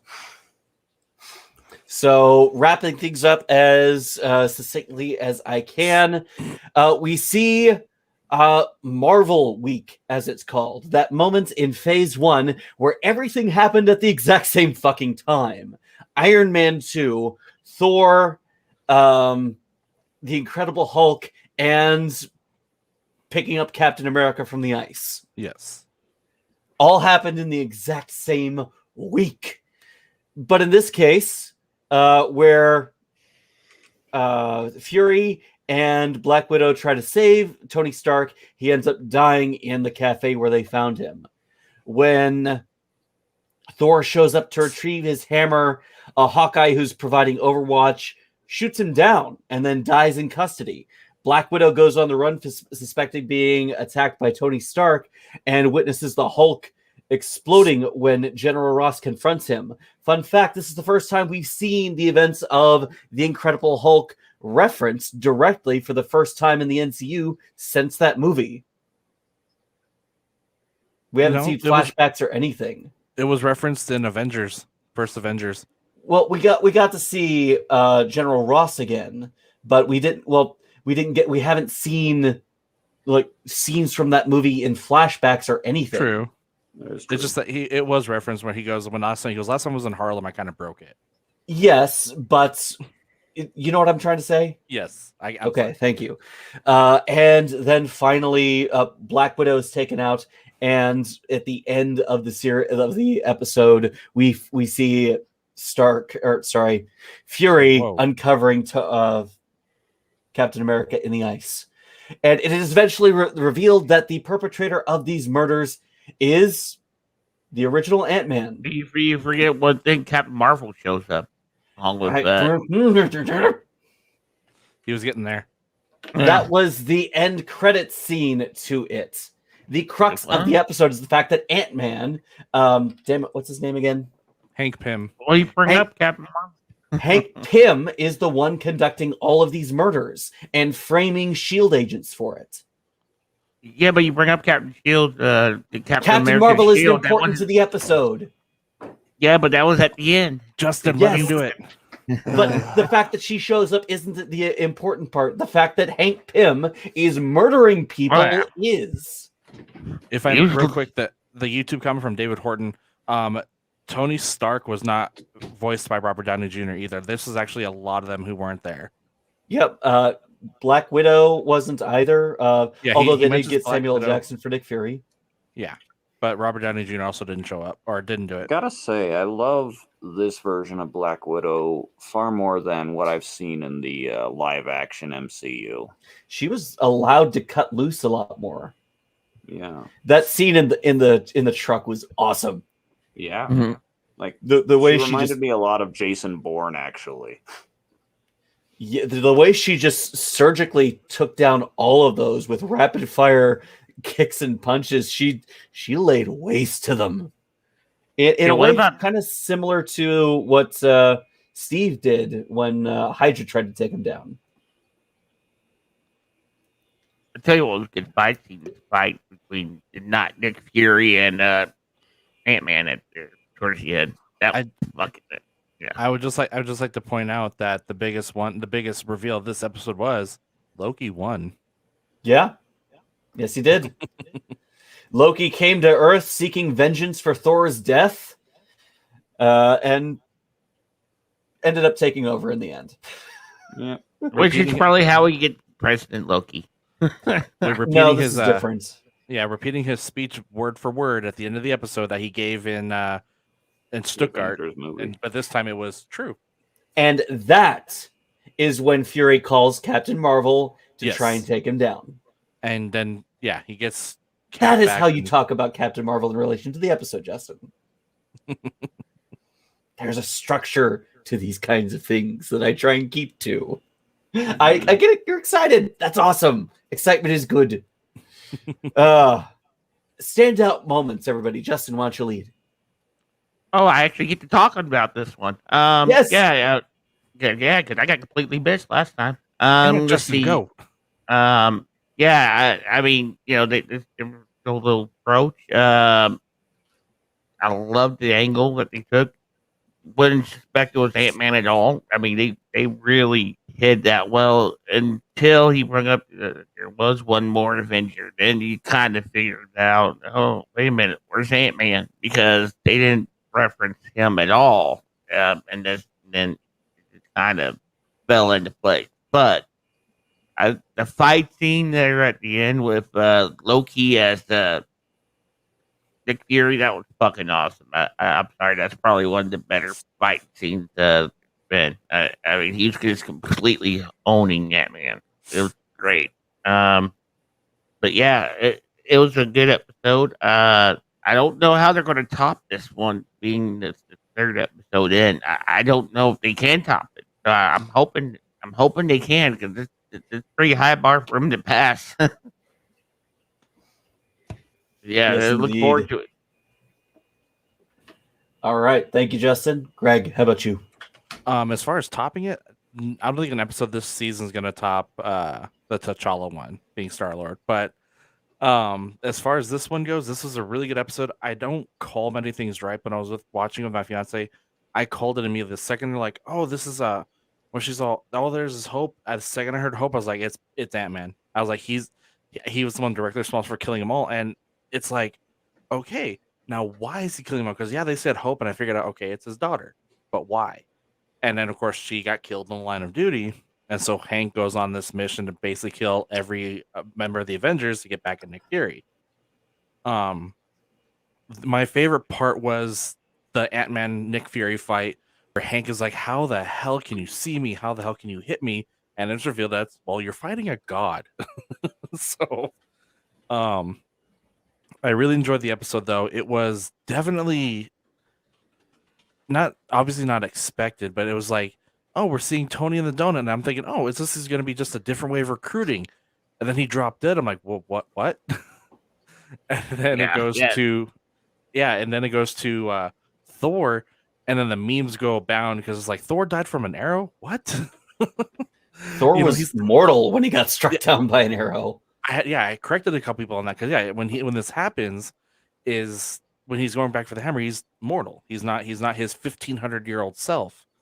So yeah, just the most shocking death though, because like, yeah, Iron Man can die, Hawkeye, Scarlet, not Scarlett Johansson, sorry, Black Widow, the Hulk dying, the most inconceivable death you could think of in most cases. He explodes. It's like, oh. Not just exploding, his heart. Yes, his heart exploding, causing him to, his heart, whatever happened to his heart, causing him to explode. Is like, oh, crap. I mean, the Hulk, I mean, crying out loud, he's the one that usually survives everybody. I mean, even in the comics, he's always usually the last person standing as the earth burns. So overall, I love the episode, and again, this is just me being a fanboy about Loki, but and this is terrible. But seeing Loki win in a non-violent way, if you will, to get his seat of power. So he did have the army of Asgard at his back. He didn't have He didn't have to fight though, because he kind of he did Loki. He didn't have to fight. He played Loki. So now he can add to his resume Prince of Asgard, rightful king of Jotunheim, and king of Midgard. So he's just adding to his resume at that point. Until Captain Marvel gets her hands on him. Exactly. So maybe we will see that next season. But as far as this season, great episode. I loved it.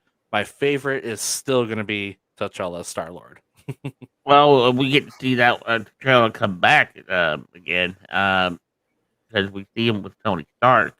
Yes, 3 clips, so that's still coming. Yeah, there's an episode that actually gives us President Loki. Yeah, there's still 7 episodes left, so yeah, we got a lot to go. Yeah. Travis, how about you? I mean, I enjoyed the episode. The one thing that really stood out to me, it's not even about the episode itself. By the time the episode finished, I was just thinking one thing. It's really, really nice to see that Marvel finally has a good animated show again. Because I didn't really grow up with Spider-Man animated or X-Men back in the day. I was a kid when they were airing and everything, but I just never watched them. I didn't even watch Batman animated.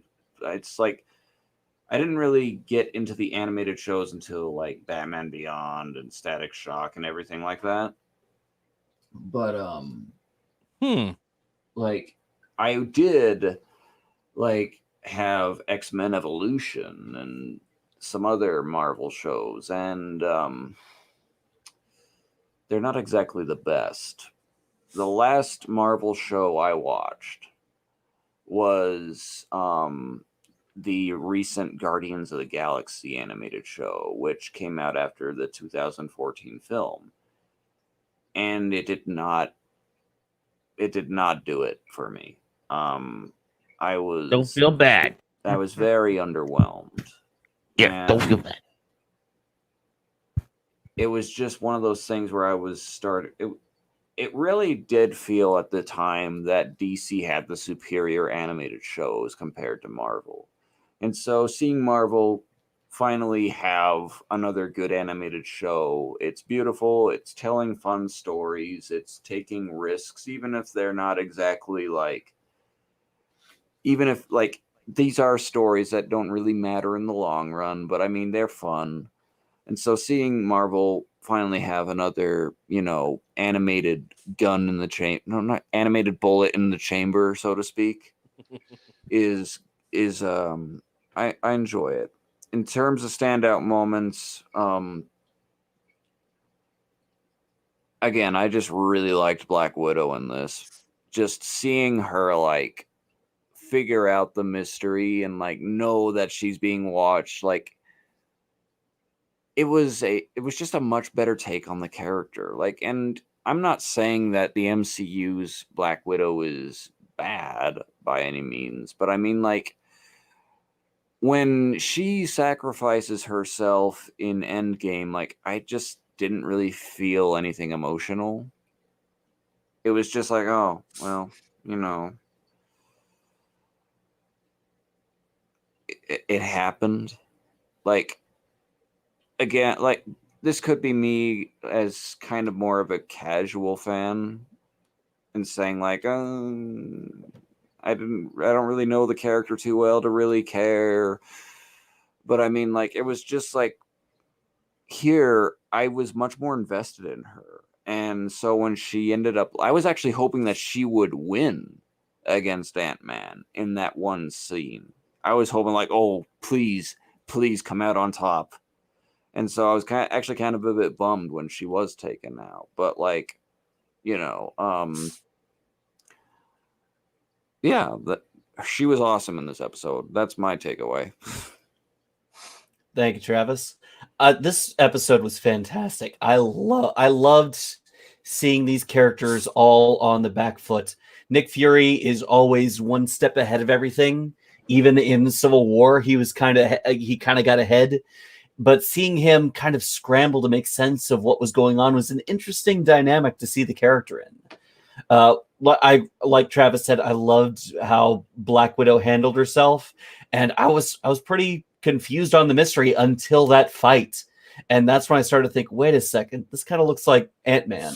And seeing Hank Pym unmasked in the Yellow Jacket colors, yes, really that frazzled and unhinged look in his eye. It was so much fun, and that fight between him and Fury, Loki, was just so much fun to see, especially as confused as he got. I had to watch it twice. Wow, you're pretty spry for a desk jockey. And was that the original actor? I don't know. I couldn't tell. For who? Sorry. Ant-Man. For no, Hank Pym. It was not Michael Douglas. It was not him. And the only original actor to come back was Samuel Jackson. No, Hiddleston and Hemsworth were their respective roles. Oh, Hiddleston. Okay. And Agent Coulson. And Clark Gregg, yes. Oh, man. Was he was gushing big time in this episode. Steve. No. Just, he's a beautiful man, sir.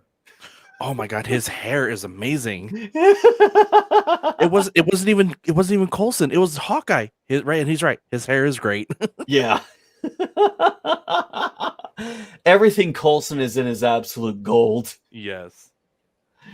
All right. Well, thank you guys for your son. Based on what we've been talking about, what'd you think of the episode? Oh no, you didn't watch it.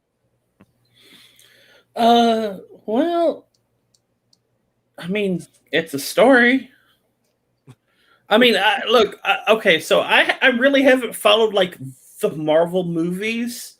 Well, when you started talking about like all of these people being killed and stuff, the only thought in my head was like, are we talking about the diner scene when Thor shows back up? Is that what you're talking about, where Tony Stark dies? No, this was a donut shop. It was the donut shop in Iron Man 2. Yeah. Because like that's the only thing I remember is like, because I didn't even watch like the first Thor movie. It's like Thor comes back from something and there's like all of these like craters everywhere, and then shit gets crazy. And I'm like, if this is where they're killing everybody, okay, yeah, no, I can understand Nick Fury being like, what the fuck is going on? Well, yeah, Iron Man dies right in front of him. Same thing with Thor. Ant-Man caused Hawkeye to fire his arrow prematurely, and then killed Hawkeye when he was in prison. Gave him a brain aneurysm. I mean, we're literally witnessing the what if that all the fans wanted Ant-Man to do to Thanos. Mm-hmm. Yep. Pretty much. But that was scientifically disproven that it wouldn't be possible. Just saying. He's wearing a suit that allows him to expand and contract the space between his damn atoms. Yeah, that was part of a physics project that what Kyle Hill did on Because Science. Ant-Man does not expand fast enough in order to cause an injury like that to kill anybody. He would get stuck. He would actually end up dying himself before he would kill the host. Well, he didn't expand inside anybody, though. No, yeah, I mean, yeah, to go in and cause brain aneurysm, yeah. But how we want him to go to Thanos' ass and blow up. I hate that. We didn't need that. The most likely scenario would be what he did to the Hulk. Yes. That was the most that was the straight up what the hell one. That was a gruesome one, yeah. The world's most expensive butt plug. All right, thank you guys for your thoughts and impressions on What If. All right, our next topic is our last Star Trek topic of the night. We got some new casting news on Star Trek Prodigy, and that they have added John Noble and Jimmy Simpson to voice this series' villains. And John Noble especially excites me because he's a fantastic actor, and I love absolutely everything he does. So, thoughts? I don't know actors' names. I'm sure it'll be fun. Did you watch Fringe? No. Ugh.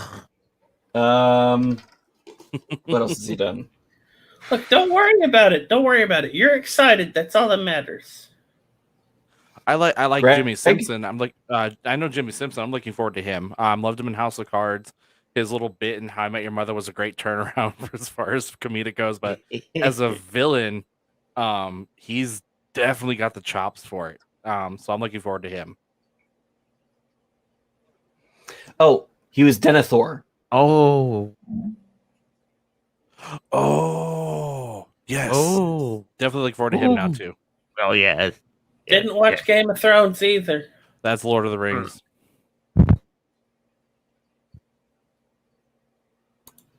It'll be okay.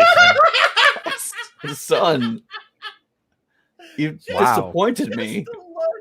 Just the look. That was worth it. Just for the look on Ross's face.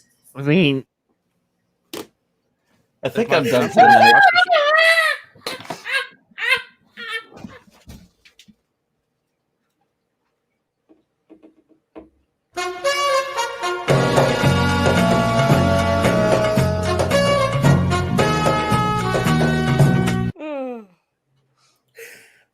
Well, until Ross comes up, there's Ross.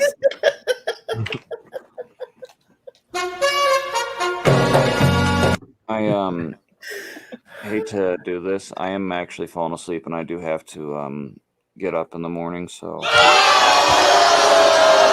hey, it's been a rough week for all this week. Raina, same thing. So go get some sleep, man.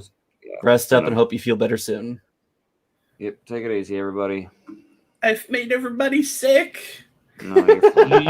It's been a very, very, very long work week here, and it's not over. I got to work No, tomorrow. I understand, sweetie. Be safe.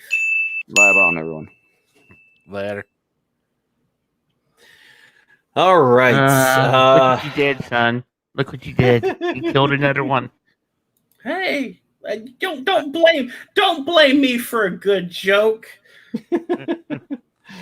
I'm looking forward to both of them as villains, so this will be interesting. So this intrigues me. Like when I first found out Christopher Lloyd played Cruz in Star Trek 3, this has that kind of intrigue for me as far as them being villains.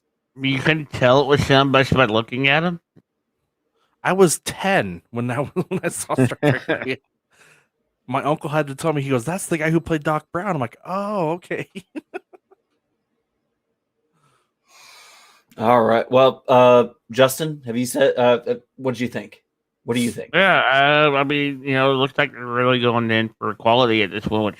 I mean, God, I hope it's better than what we've gotten this far this season. Lower Deck so far. I mean, I've liked the episodes, but I guess I was just expecting, the top last season. I don't know. We'll see. I'm being hopeful here because it looks like they're going all out for Prodigy. So yes, and also one other little bit of Star Trek news we should note is Star Trek Day is coming up on the 8th. So Yes. we are usually this is when they'll release the trailer. They did it last year.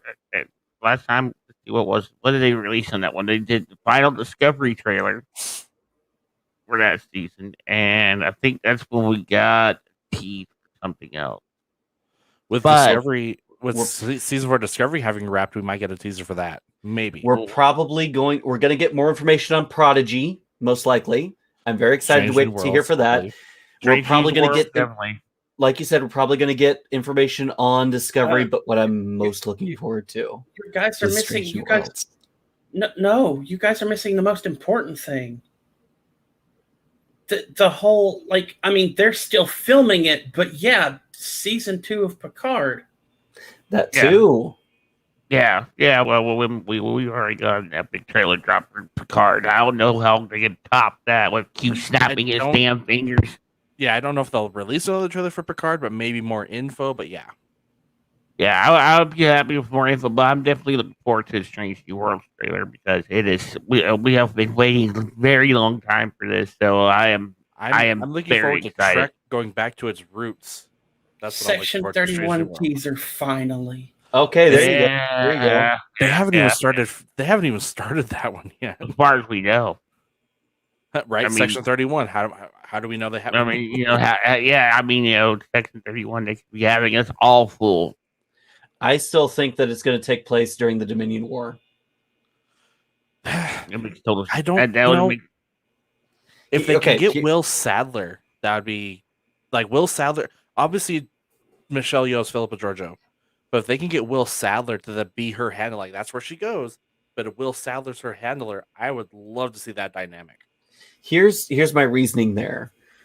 With both Discovery and Enterprise, we got a bit of a recontextualization of Section 31. Yes. They're not the sinister, evil organization operating in the background of Starfleet. They are a part of Starfleet security that does the Black Ops stuff, but they're still accountable to Starfleet. I think that this is going to recontextualize Section 31 to make it look more like that instead of the fiction that we were fed for Dr. Bashir. But it was so good in DS9. It was good. But it's my own headcanon, but I think everything that we saw in DS9 was fabricated specifically to intrigue Dr. Bashir enough to get him to join. I mean, yeah, I can see it, but I mean, also, I mean, how do you get someone to join a spy organization when they're into spy novels? But then going off what Ross said, that would make sense more with Section 31 being not secretive, but not so secretive. Because everybody knows about the Tal Shiar. Everybody knows about the Obsidian Order. Not everybody knew about Section 31. So, yeah. It's right there in the charter. It's been there all along. Well, the people who knew about it didn't talk about it. Right. Because it was their own. It was their own organization. Why do you need to talk about it? Instead, but you want to know about your threats. Like Cisco said, they won't confirm it, but they won't deny it. I don't know. See, I had this like something in me goes, Section 31 as an organization after DS9 is practically dead. And why do I say that? Because the stuff that happens in Picard should be stuff that Section 31 knows about. Well, nobody knew about the Zhat Vash either. True. Yeah, but Section 31 should at least know that it wasn't the robots themselves that started the whole thing on Mars. You do have a good point. We'll see how that goes. Maybe that's something that we'll touch on in Picard season 2. I mean, probably not. Either in a mirror universe. Likely. Seeing as they're focusing mostly on time being broken, we'll see where that goes. All right. All good things for two. Next topic. The latest trailer of Marvel's Shang-Chi and the Legend of the Ten Rings dropped this week. And we got some new information and apparently a Hulk cameo. So in the previous trailer, we got Abomination, and now we've got Hulk. Abomination fighting Wong, of all people. Yes. So what's the Hulk going to be doing? So what did you guys think of the trailer as a whole? Justin, why don't you go first? I actually have not seen it yet. It's been a busy week. I will watch it. I will watch it just like I do all the others. But yeah, he sacrificed watching the trailer so he could get our title screen fixed for this. Like I said, I was working on that like minutes before the show too. So, but yeah, it's I'll watch it. It looks. Everything I've heard about it so far, people are loving it. I mean, especially with the Hulk cameo. I mean, hey, maybe we'll get another Hulk movie. That's up to Universal. I think the Hulk is just going to be the floating guest star whose story gets told in bits and pieces throughout different movies. Kind of like how we got a bit of Planet Hulk in Thor Ragnarok. Yeah, sure. Greg, how about you? I loved it. I mean, my only thing is I don't want Shang-Chi to suffer from Marvel's origin story kind of thing. I mean, I get it. He has to have Iron Man, had to have a Captain America, so on. But it's like the formulaic thing of going through the whole, this is how they became the superhero. It's like, okay, I get it. But you know what's going to happen. It gets like the whole Uncle Ben dying in Spider-Man. It gets old. But you know what's going to happen. But hold on, hey, Justin, hold on. Spider-Man handled it by not addressing Uncle Ben being dead with Tom Holland, so they can get past that and it works. Same with, Batman didn't do it. Never mind. So just Spider-Man. But overall, it looks great. I mean, Abomination fighting Wong had me when I saw that in the trailer. I was like, okay, I'm hooked. Screw everything else. Why are they fighting? And Wong is obviously that strong to stand against Abomination. Now that Hulk is in here. Clearly, there's something else that either Shang-Chi's going to be like, hey, I need your help with Abomination because he kicked Wong's ass. Something like that might happen. I agree. Like, Mark Ruffalo's going to be Abomination. What? Unheard of. But this Round will be the fight. This will be the Mark Ruffalo one. I'm looking forward to it. The trailer was really good. I watched it before the show. Poor Shang-Chi. I was excited for Shang-Chi.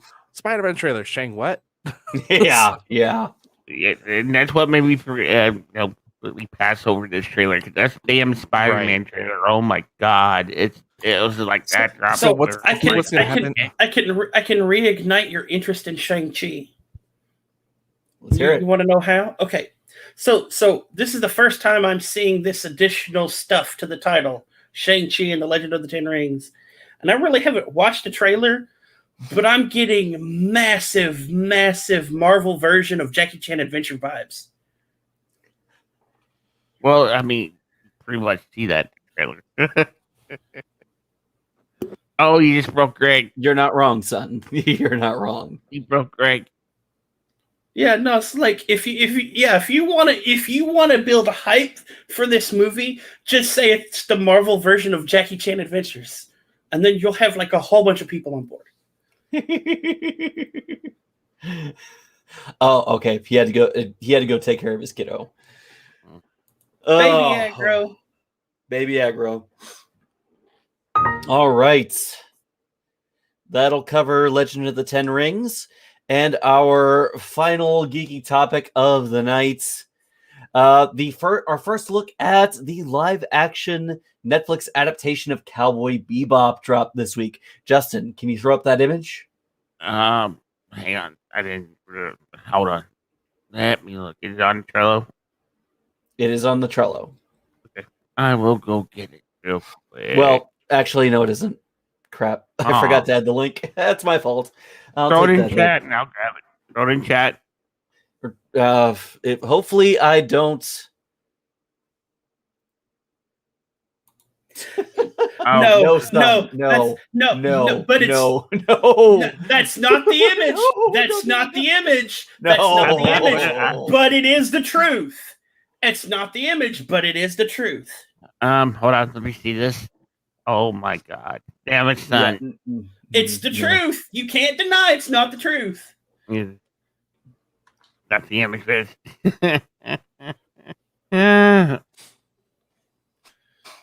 You cannot deny that is not the truth right now with Netflix.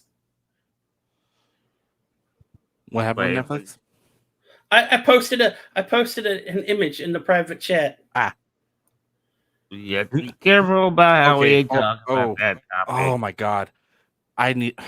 This isn't the time and place to unpack that. Oh my god, I could torch that in a second. But speaking of Netflix, they are losing Star Trek the original series, Star Trek Voyager, and Star Trek Enterprise. Yes. We kind of figured that would happen eventually with Paramount Plus finally solidifying their okay, so yep, they are no longer they will soon be yes, John Cho is soon be off of Netflix. Yeah, that's coming here relatively soon in September, isn't it? Right. And yeah, number 2. No trailer yet. Yep.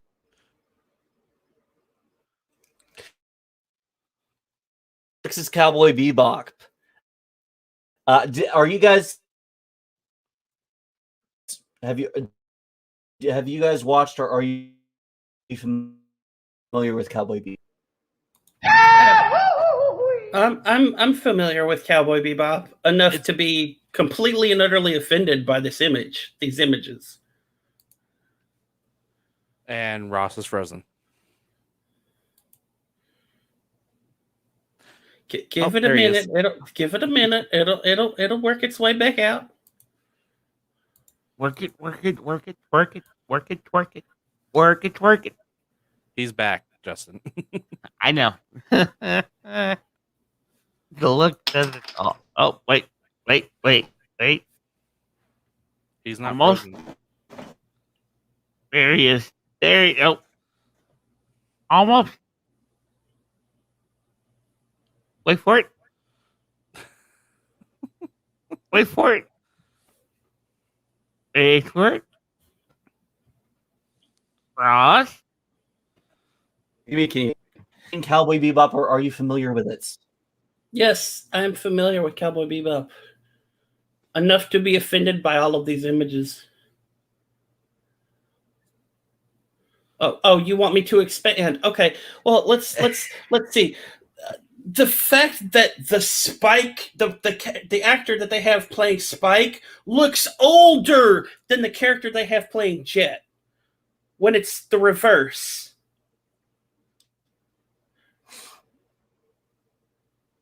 Can you see me? Can you hear me? Yeah. Yes, we can hear you. Yes, okay, good. Yes. We've been making fun of you for about 2 minutes. I didn't know whether or not you could. So, all right, son, please continue.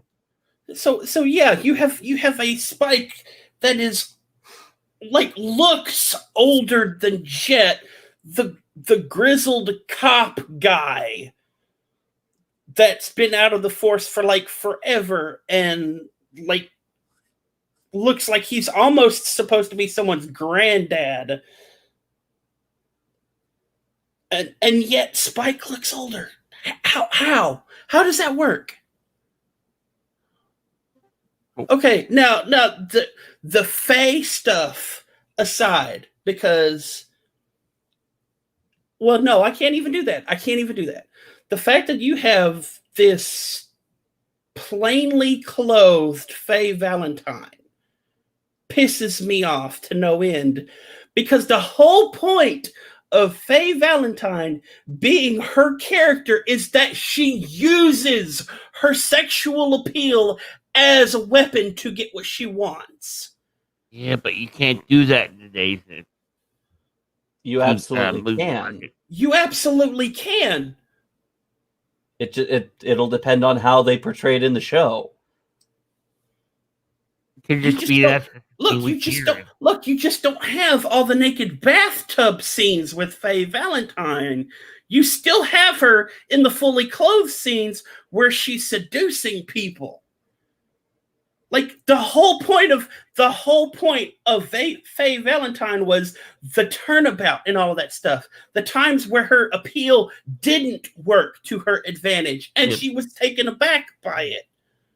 But I have to be the objective one on this one. These are only images. We don't know what they're doing with any of these characters yet. We don't know how they're acting with these characters yet. So we can't list complaints just because we don't. We're just going off the images here. So we have no idea how these characters are going to be. I can actually counter argue that. You know why I can counter argue that?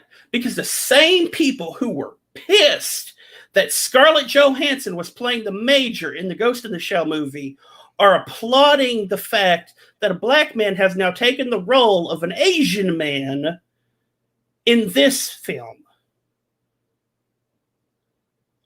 So why does it work for one race and not the other? I don't know, and that's not what we can get into. That's going to be a lengthy topic. We probably should put off for next week because we are going on 2 hours as of now. I will say that John Cho looks spot on. I think he was very well cast. Star Trek alumni, John Cho. I think the image looks interesting. It's it differs a bit from the original anime, but hey, show me an adaptation that doesn't. I'm willing to withhold judgment till we see more about the show itself and see how these characters are portrayed on screen. I'm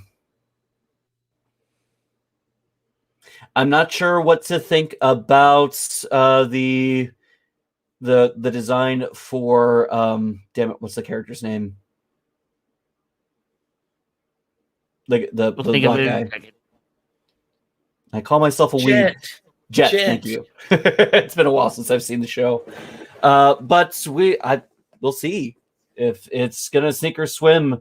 And the bar for Netflix is pretty low. So with their other live action adaptations, they haven't been good. So I hope that we aren't disappointed.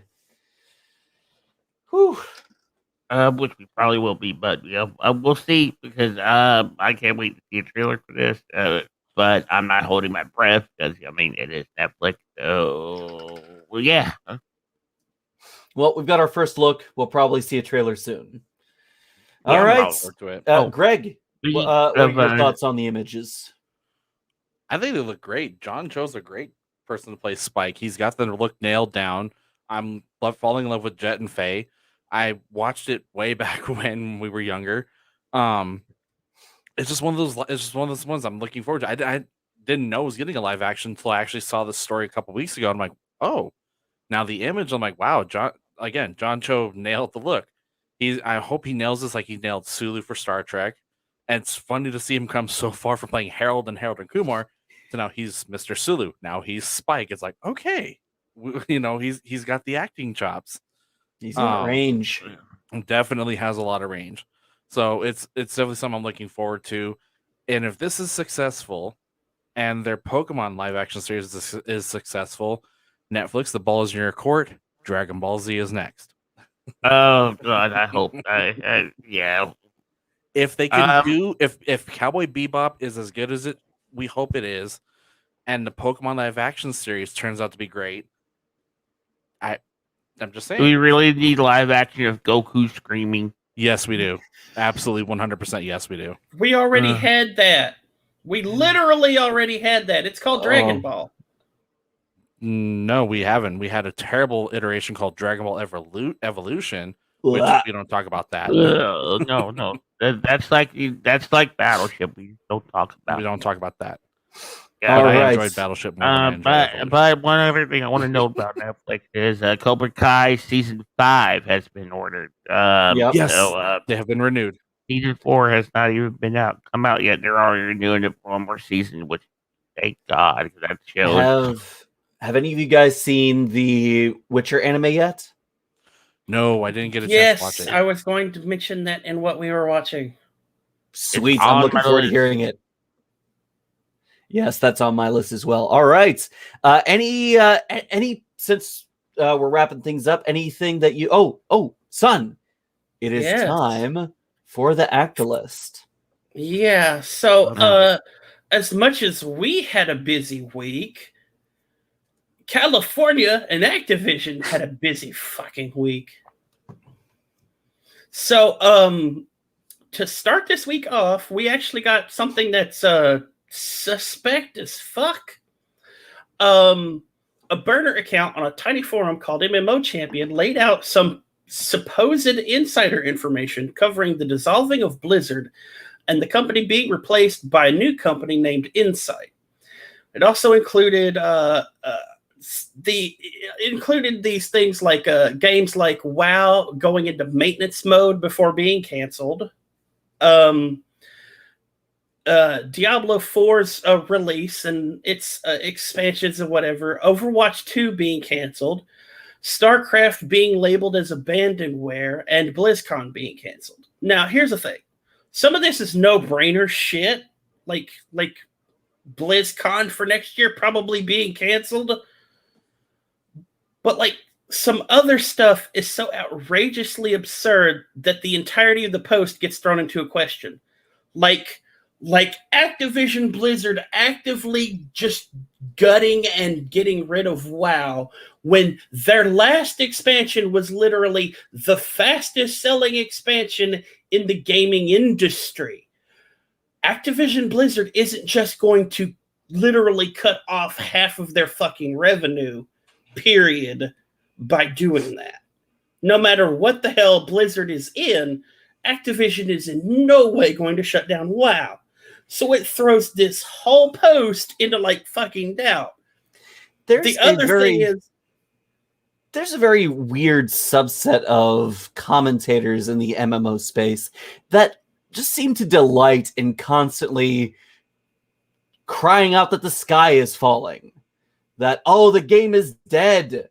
Oh no, we haven't heard an update in a month. The game is dead. Oh no, the game is dying. Look at this random fact. The game is dying. World of Warcraft, Star Trek Online, every MMO I've participated in always has that subset of people who are always crying wolf, and it's so tiring. Yeah, and I hear that in this, and I think the same damn thing. Yeah, but you also have the reverse from those from companies as well, where they will literally keep shit up until like a week after they announce that they're canceling a project. StarCraft was listed as abandonware, but GOG has picked it up. So yeah, but the other big StarCraft. Yeah, but it's only for like $2. The other thing, the other thing about this post is that even if it was remotely true, the information laid out in this post is so fucking specific that we're talking about the person who issued this information literally had to be directly under Bobby Kotick himself to have access to all of this information. This is top of the pyramid information.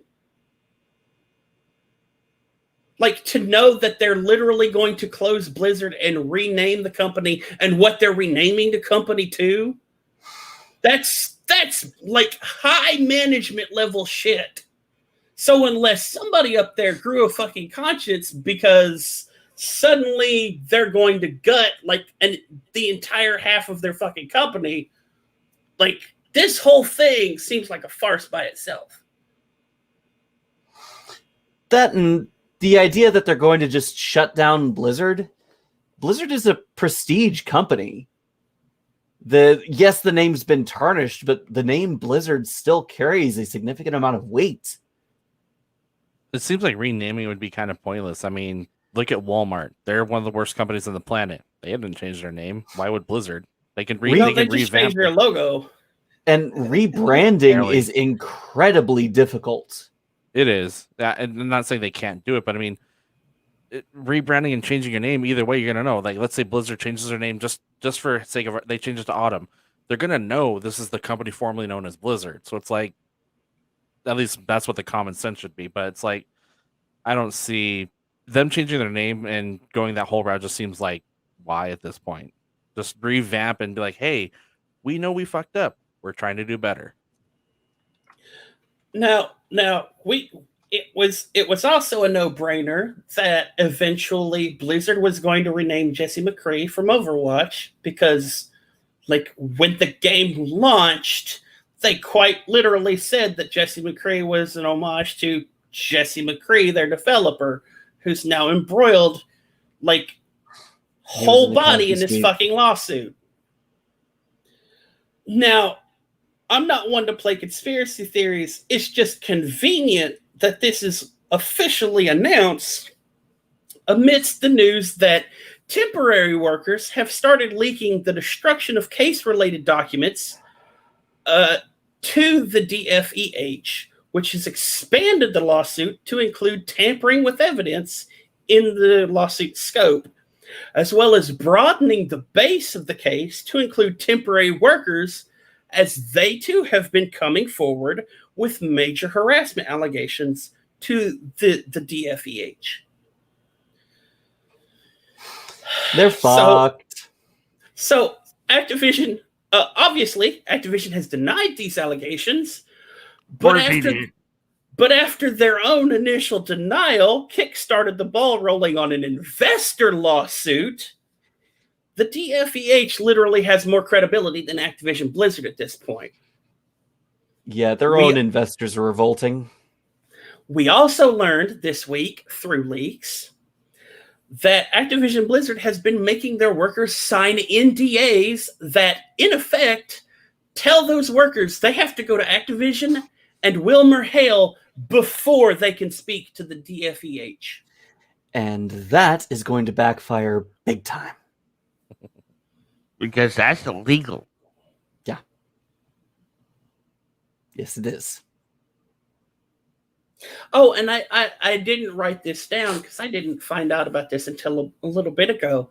The investors who are in revolt right now are even making statements against Kotick hiring Wilmer Hale. Because even the investors are like, this is not, sure, you may be protecting my bottom line, but if this shit is going on, you're not protecting your own workers by this hire. Because, basically it lays out this thing that the investors like, these are people who have no, they have no experience in dealing with a harassment case.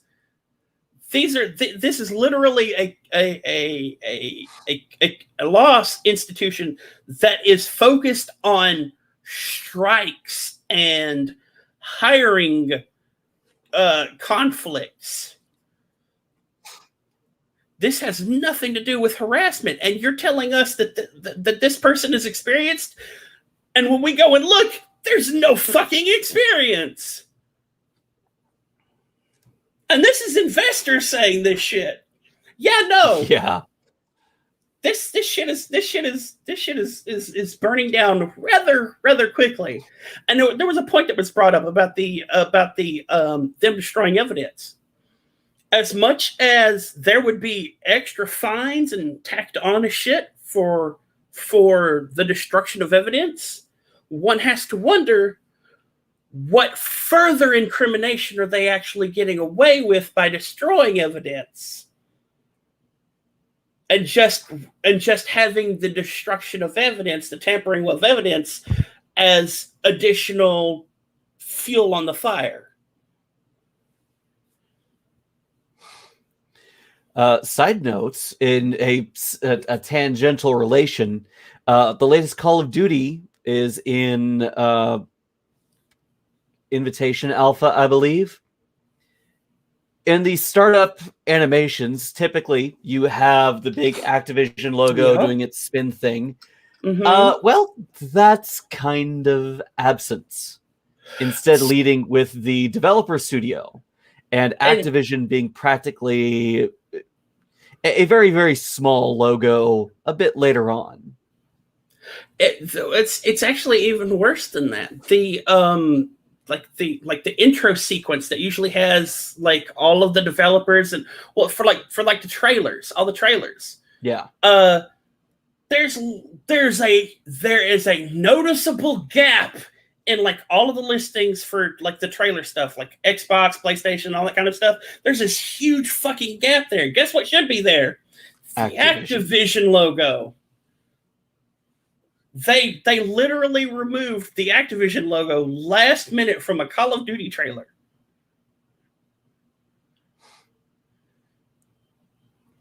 Not the I don't best know. times. Yeah, no, like shit is just burning down for Activision Blizzard. We'll see what rises from the ashes, if anything does. Activision. I hope nothing rises from the ashes. And I hope that this is a warning to not just the gaming industry like it is right now. I hope that this is a fucking warning to tech in general. Because this same shit is going on right now at Facebook, Google, Apple. There's whispers about it still going on at Microsoft as well. So I hope this shit is Riot I include in the gaming industry. Okay. But yeah, no, I hope this shit is going on in tech in general as a major fucking warning to clean your shit up. It won't affect anything. That's the shitty part about it. Yeah, Activision is going to hurt for this one. They're going to recover. If this kind of stuff won't take down Apple, it won't take down Google. It's not going to take down anybody. They just have the money and the lawyers. They got too much power. They have too much power. And the only thing that can do that is going more political, but is breaking these companies up. But it's like, unfortunately, with the amount of money they have and the power, it's never going to change. There's always going to be this problem. And Activision is going to go down hard, but then they're going to they'll go down and somebody will buy Microsoft will buy Activision, like, hey, we bought Activision. It's a brand new thing now. Same company name, new thing. It's just going to go that route. And it's shitty, but that's the world we're in. It's just like, you like how Sun said, it's going on at Facebook. It's fucking Facebook. They're not going to do shit. As sad as that is. Well, Facebook's facing its own issues with several antitrust lawsuits from a bunch of different states and the federal government. Which they'll probably get out unscathed, or like, oh, it's a non-disclosed agreement. It's like, oh, okay, screw you, that kind of thing. We'll see. They'll get slapped on the wrist and have to pay a fine. All right, Meanwhile, I would like to say, for the record, that I can't remember the guy over at Epic. As shitty as the shit that goes on over at Epic is, and we all make fun of him for his lawsuit, the Fortnite lawsuit against Google and Apple. The legal agreement was actually released by them over there, like the legal agreement from Apple and Google and stuff. And no, as much as we shit on the Epic guy over the lawsuit being frivolous, it's not frivolous at all. I mean, it's not as frivolous as we thought it was, because the agreements themselves, the one that we got witness or we were able to see, oh yeah, no, it's pretty damning of this lawsuit being made in the first place. It literally gives the merit for this lawsuit, that lawsuit being made in the first place. Ross? No, damn it! Oh no! I just saw his eyeballs moving. That was about it. Okay, I think this is a good spot where we. Ross, are you able to hear us? I mean, we can hear you. We just can't see you. Okay. Well, thank you guys for sharing your thoughts on the Activision Blizzard situation. Let's move into our final segment. What are we watching? You guys take it away. I'll be right back. Justin, go first. All right. So I have started a watch of Doctor Who. I am currently on season 7, which is Matt Smith's Doctor, and we had just gotten to the Day of the Doctor episode. I just finished watching the first part of that actually before the show. So yeah. Other than that, let's see. I haven't really been doing much else other than playing either Star Citizen or Starbase, which is another game I got a hold of this week. Actually, very intuitive. But yeah, it's been my week. Greg? Haven't been watching much with school. I did for a project for my political science class. We had to watch the film Horror Noir, and that was about I don't want to say rise, but just about black people in horror films throughout the century.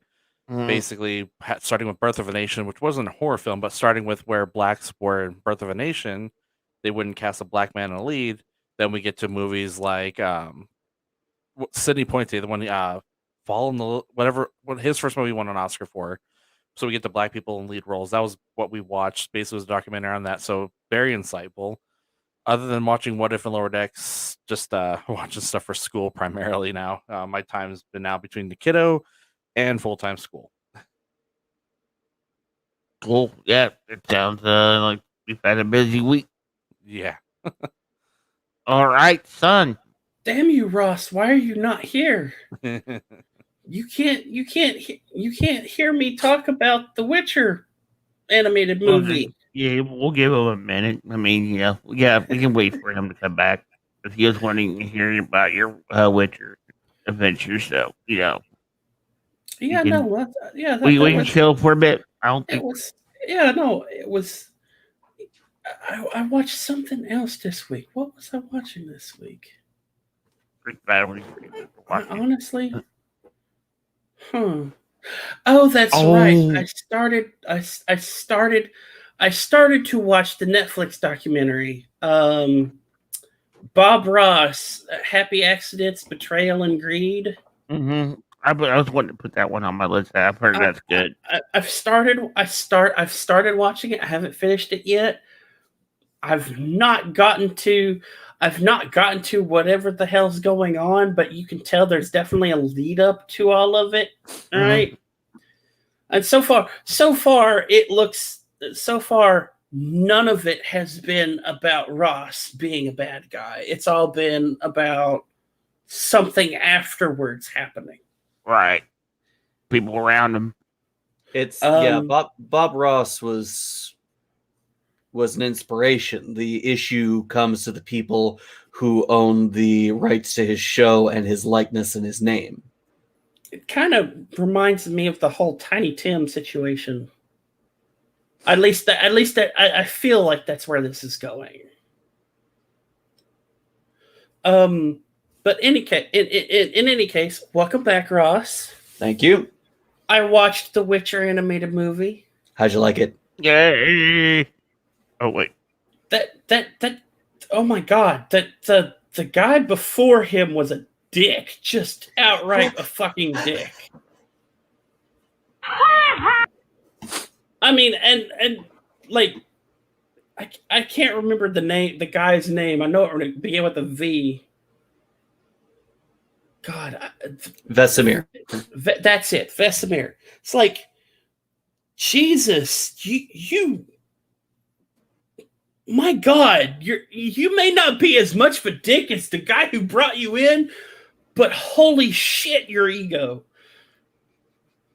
This is something else.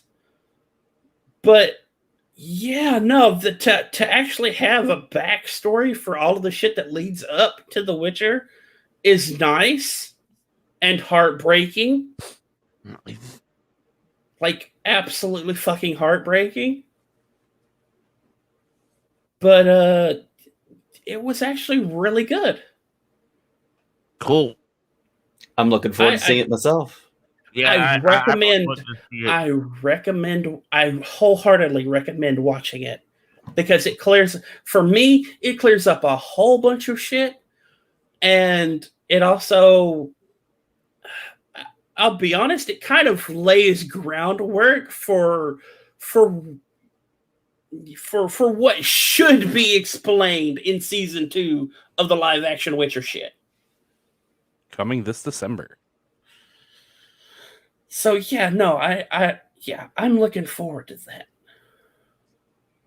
All right, Actually, thank you, son. I did rewatch an old film this week. I rewatched it last night to my fiance's disdain, if you will. Major Pain. That was a trip down memory lane right there. Oh man, heartwarming military movie. Yes. Yeah. How often can you say that? A heartwarming military movie.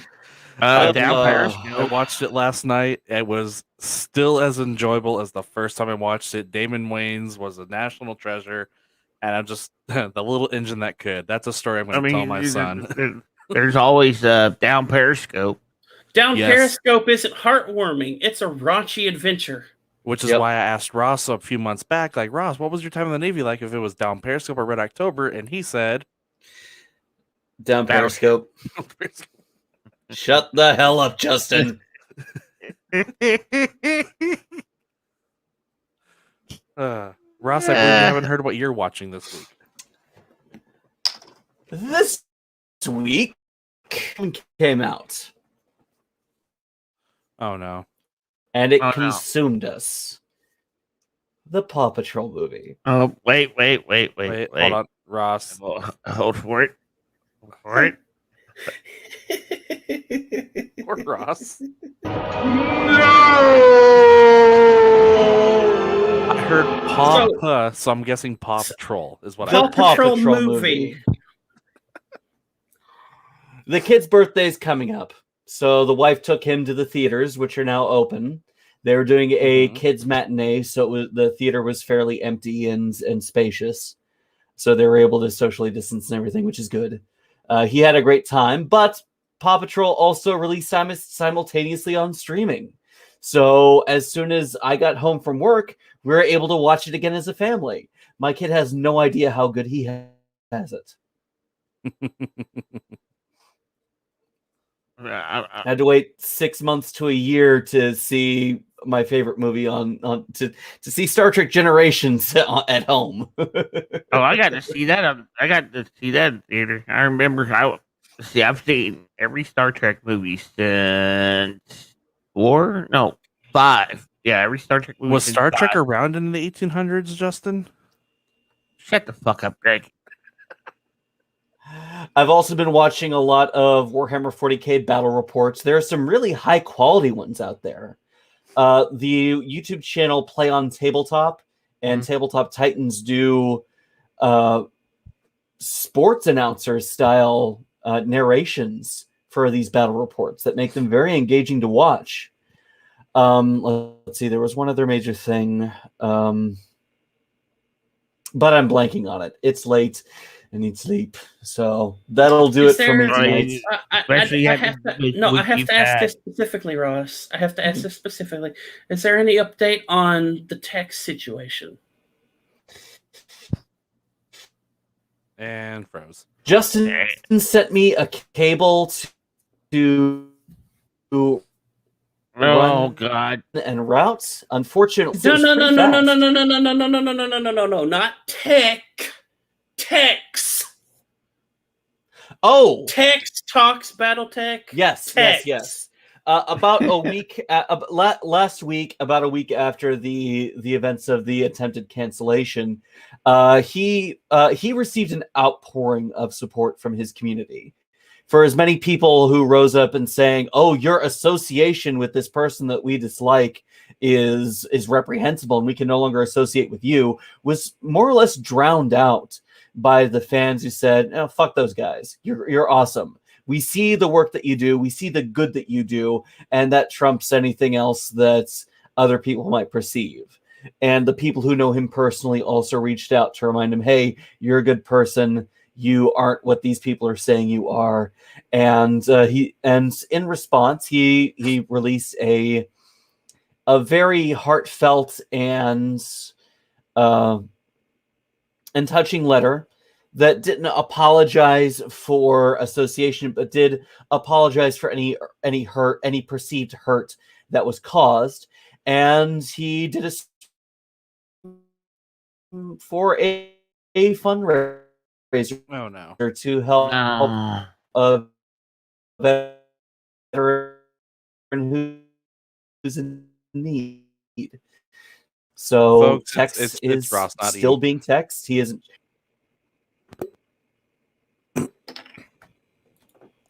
So, folks, we thank you for watching the Super Geeks. Ross, unfortunately, did not get to finish this point on Tex, but he's okay.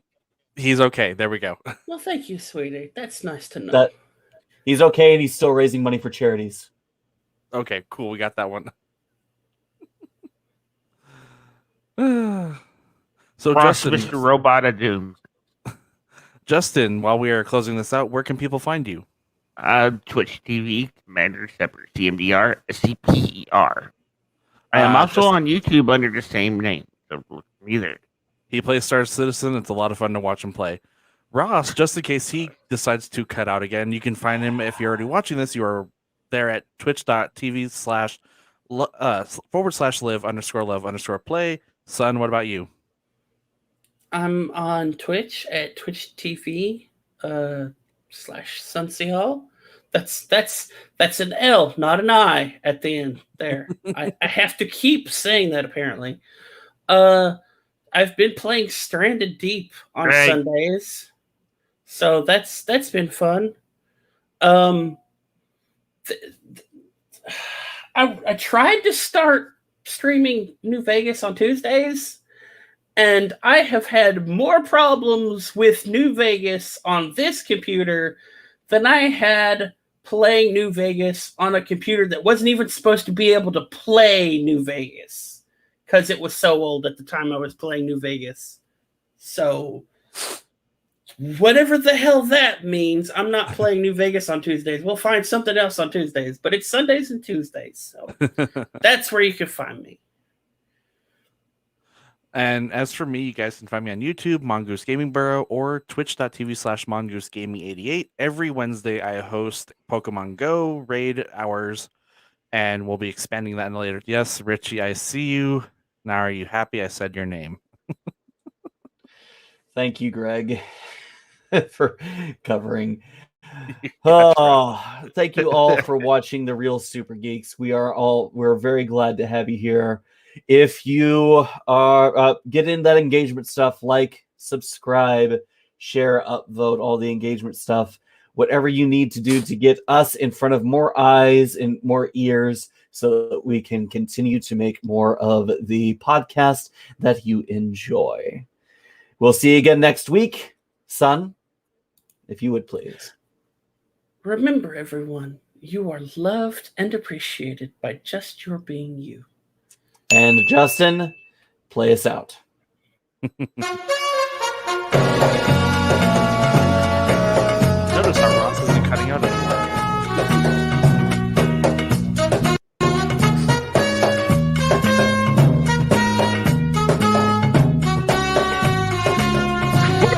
Burn!